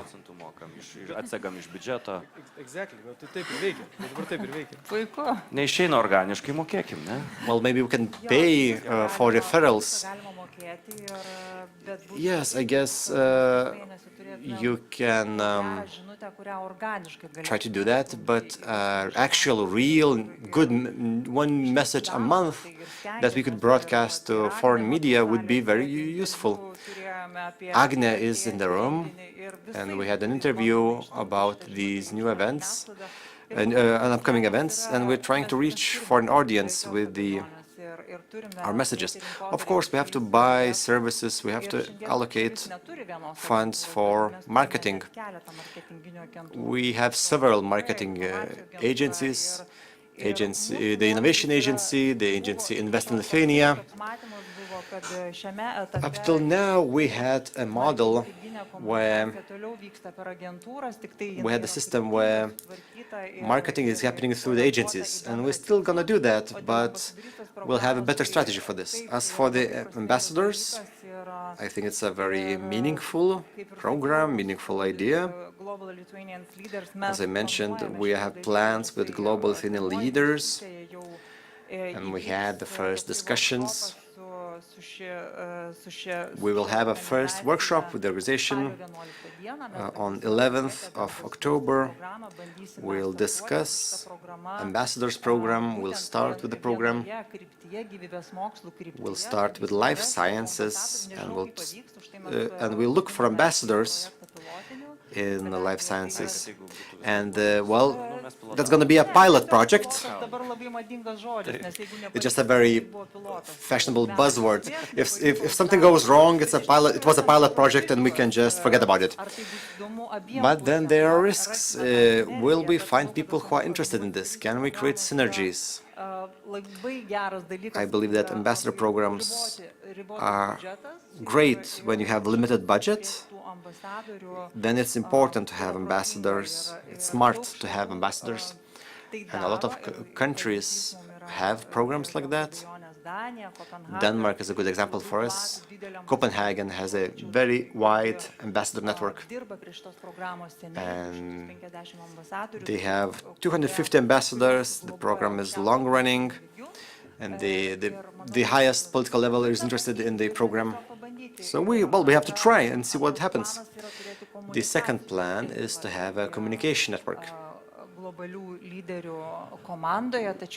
We need to involve global leaders with that. We'll have a pilot program, and we'll go to Norway as the pilot project. We'll start with Norway. Why? Because we have the lowest coverage by media in the country, so we'll try some non-traditional methods. Great, Maria. So things work well when you have good incentives. So how can we incentivize more ambassadors? What's your opinion on this? What's the drive? What could be the drive for them? Of course, indeed, the history of our company is that we have experience in this area already. We are discussing about our experience, about risks involved. I think the most important thing here is the people who will be implementing this from the institution side, and the need. There is a number of staff that will want to dedicate their time for this. As Agle has mentioned, it does not require a lot of financial resources, but there is a need for human resources because we need to make sure that the other person understands and that we send the message. It takes time. If our goal is to run this pilot project, then we need to have this system and scale up in the whole world, from Norway and then in the whole world. This would be functional. This needs to be on a need basis and comfortable to use. We need to take this as a good example, and this would be easily scaled up to other institutions. We need to invite as many experts as possible. One more thing, which is important, now when we're discussing numbers, we already discussed that ambassadorship is not for everyone. This is only a specific group of people who will be interested, and they are the ones who can become the program ambassadors. And coming back to your previous question, non-formal ambassador can be anyone, any Lithuanian abroad, second, third, fourth generation Lithuanian who has never visited Lithuania, but also foreigners can be ambassadors, informal ambassadors. We need to see the change of our talents exchange. We need to strengthen the international aspect in Lithuania. I've heard that the best ambassadors in the world are the pens with logos. So maybe this is what we need to do. So we are approaching the end of the discussion. How can we create productive partnership? We don't have much time, so let's not invent the wheel here. We often use the lower hanging fruit. Those lower hanging fruits are already there, so we need to pick them up, the first ones, to ensure that life sciences go ahead at twice the speed. So this is a broad question. Of course, you can lie. You can choose to lie when answering. So one thing about the low-hanging fruit. So we need to expand our life sciences center twofold. We need to find the space. And in 5 years' time, we need to have 3 times as much of company space and so on. And the money will come. We need the space, a place where those people could gather. So this is something that could be easily done. 10 million euros could be spent for that. Good. Next. Several suggestions and invitations. What connects our startup and associations and organizations, what connects us is Innovations.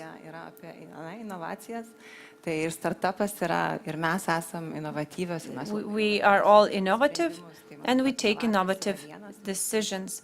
I think innovations is something that can be our general framework. Let's unite together and form as many partnerships as possible. It doesn't matter if they're business partnerships or other types of partnerships. The more partnerships, the better, the stronger we are. Great. Maria, two things. One, our global experts in life sciences, we already have connections with them, and we have connected them with the innovation agency, so I hope that after this event there will be more people that will be included. They are great experts, and they can bring a lot of value to Lithuania. Another thing is relations. As we're discussing this as an ecosystem, we see the importance that we need to invite people from different areas to the events, from business, from academia, from the society, and so on. This helps form partnerships and systems. Maria, practical question. In terms of biotechnology, medtech companies, for example, I'm a biotech company, I'm looking for contacts. So how could I use Global Lithuanian Leaders website? Is there an email I should contact, or what should I do? Yes, there is. You can contact via social networks. You can use the general email address. There is information on the website. We are connecting the two sides. We're connecting companies with Lithuanians abroad, with companies, with experts. So this is what we do as well here at the Innovations Agency.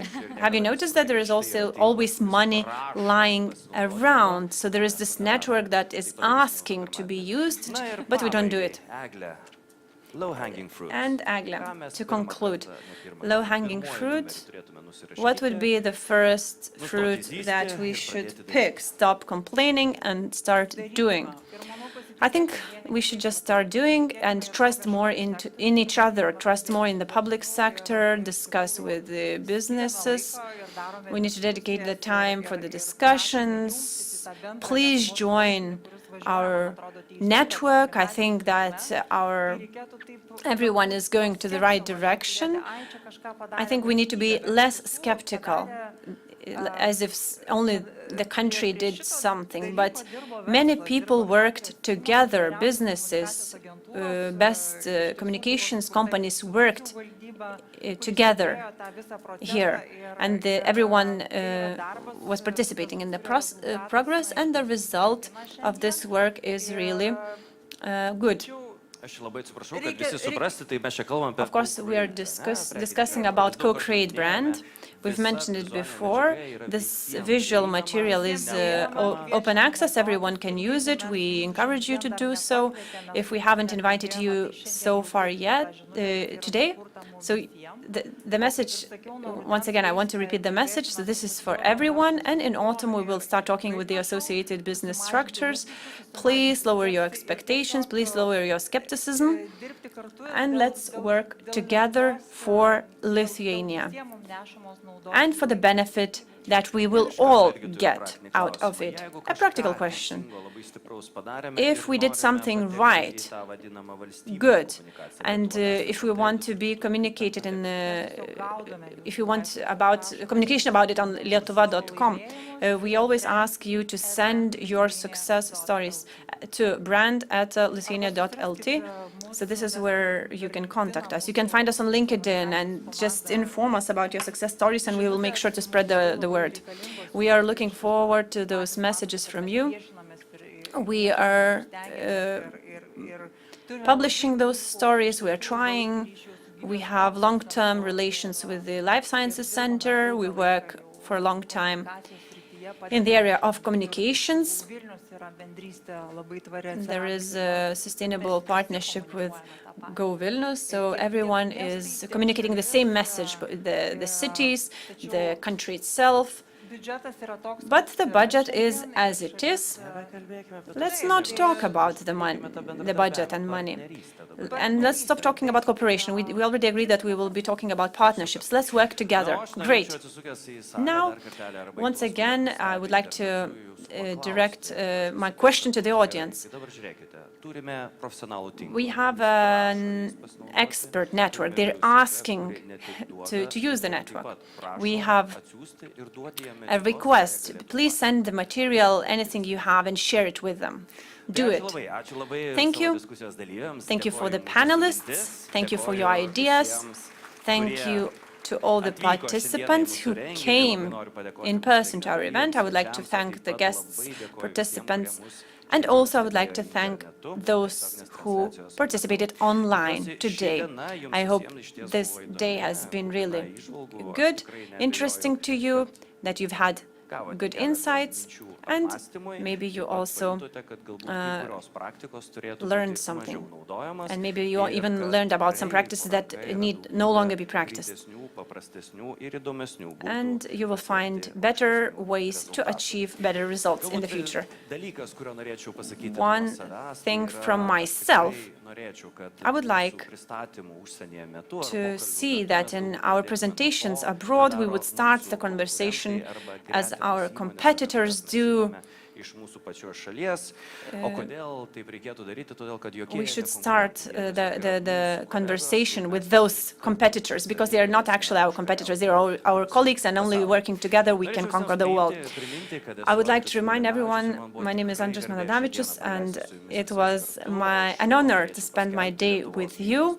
I would like to call the official ending of the conference. Now, the networking part,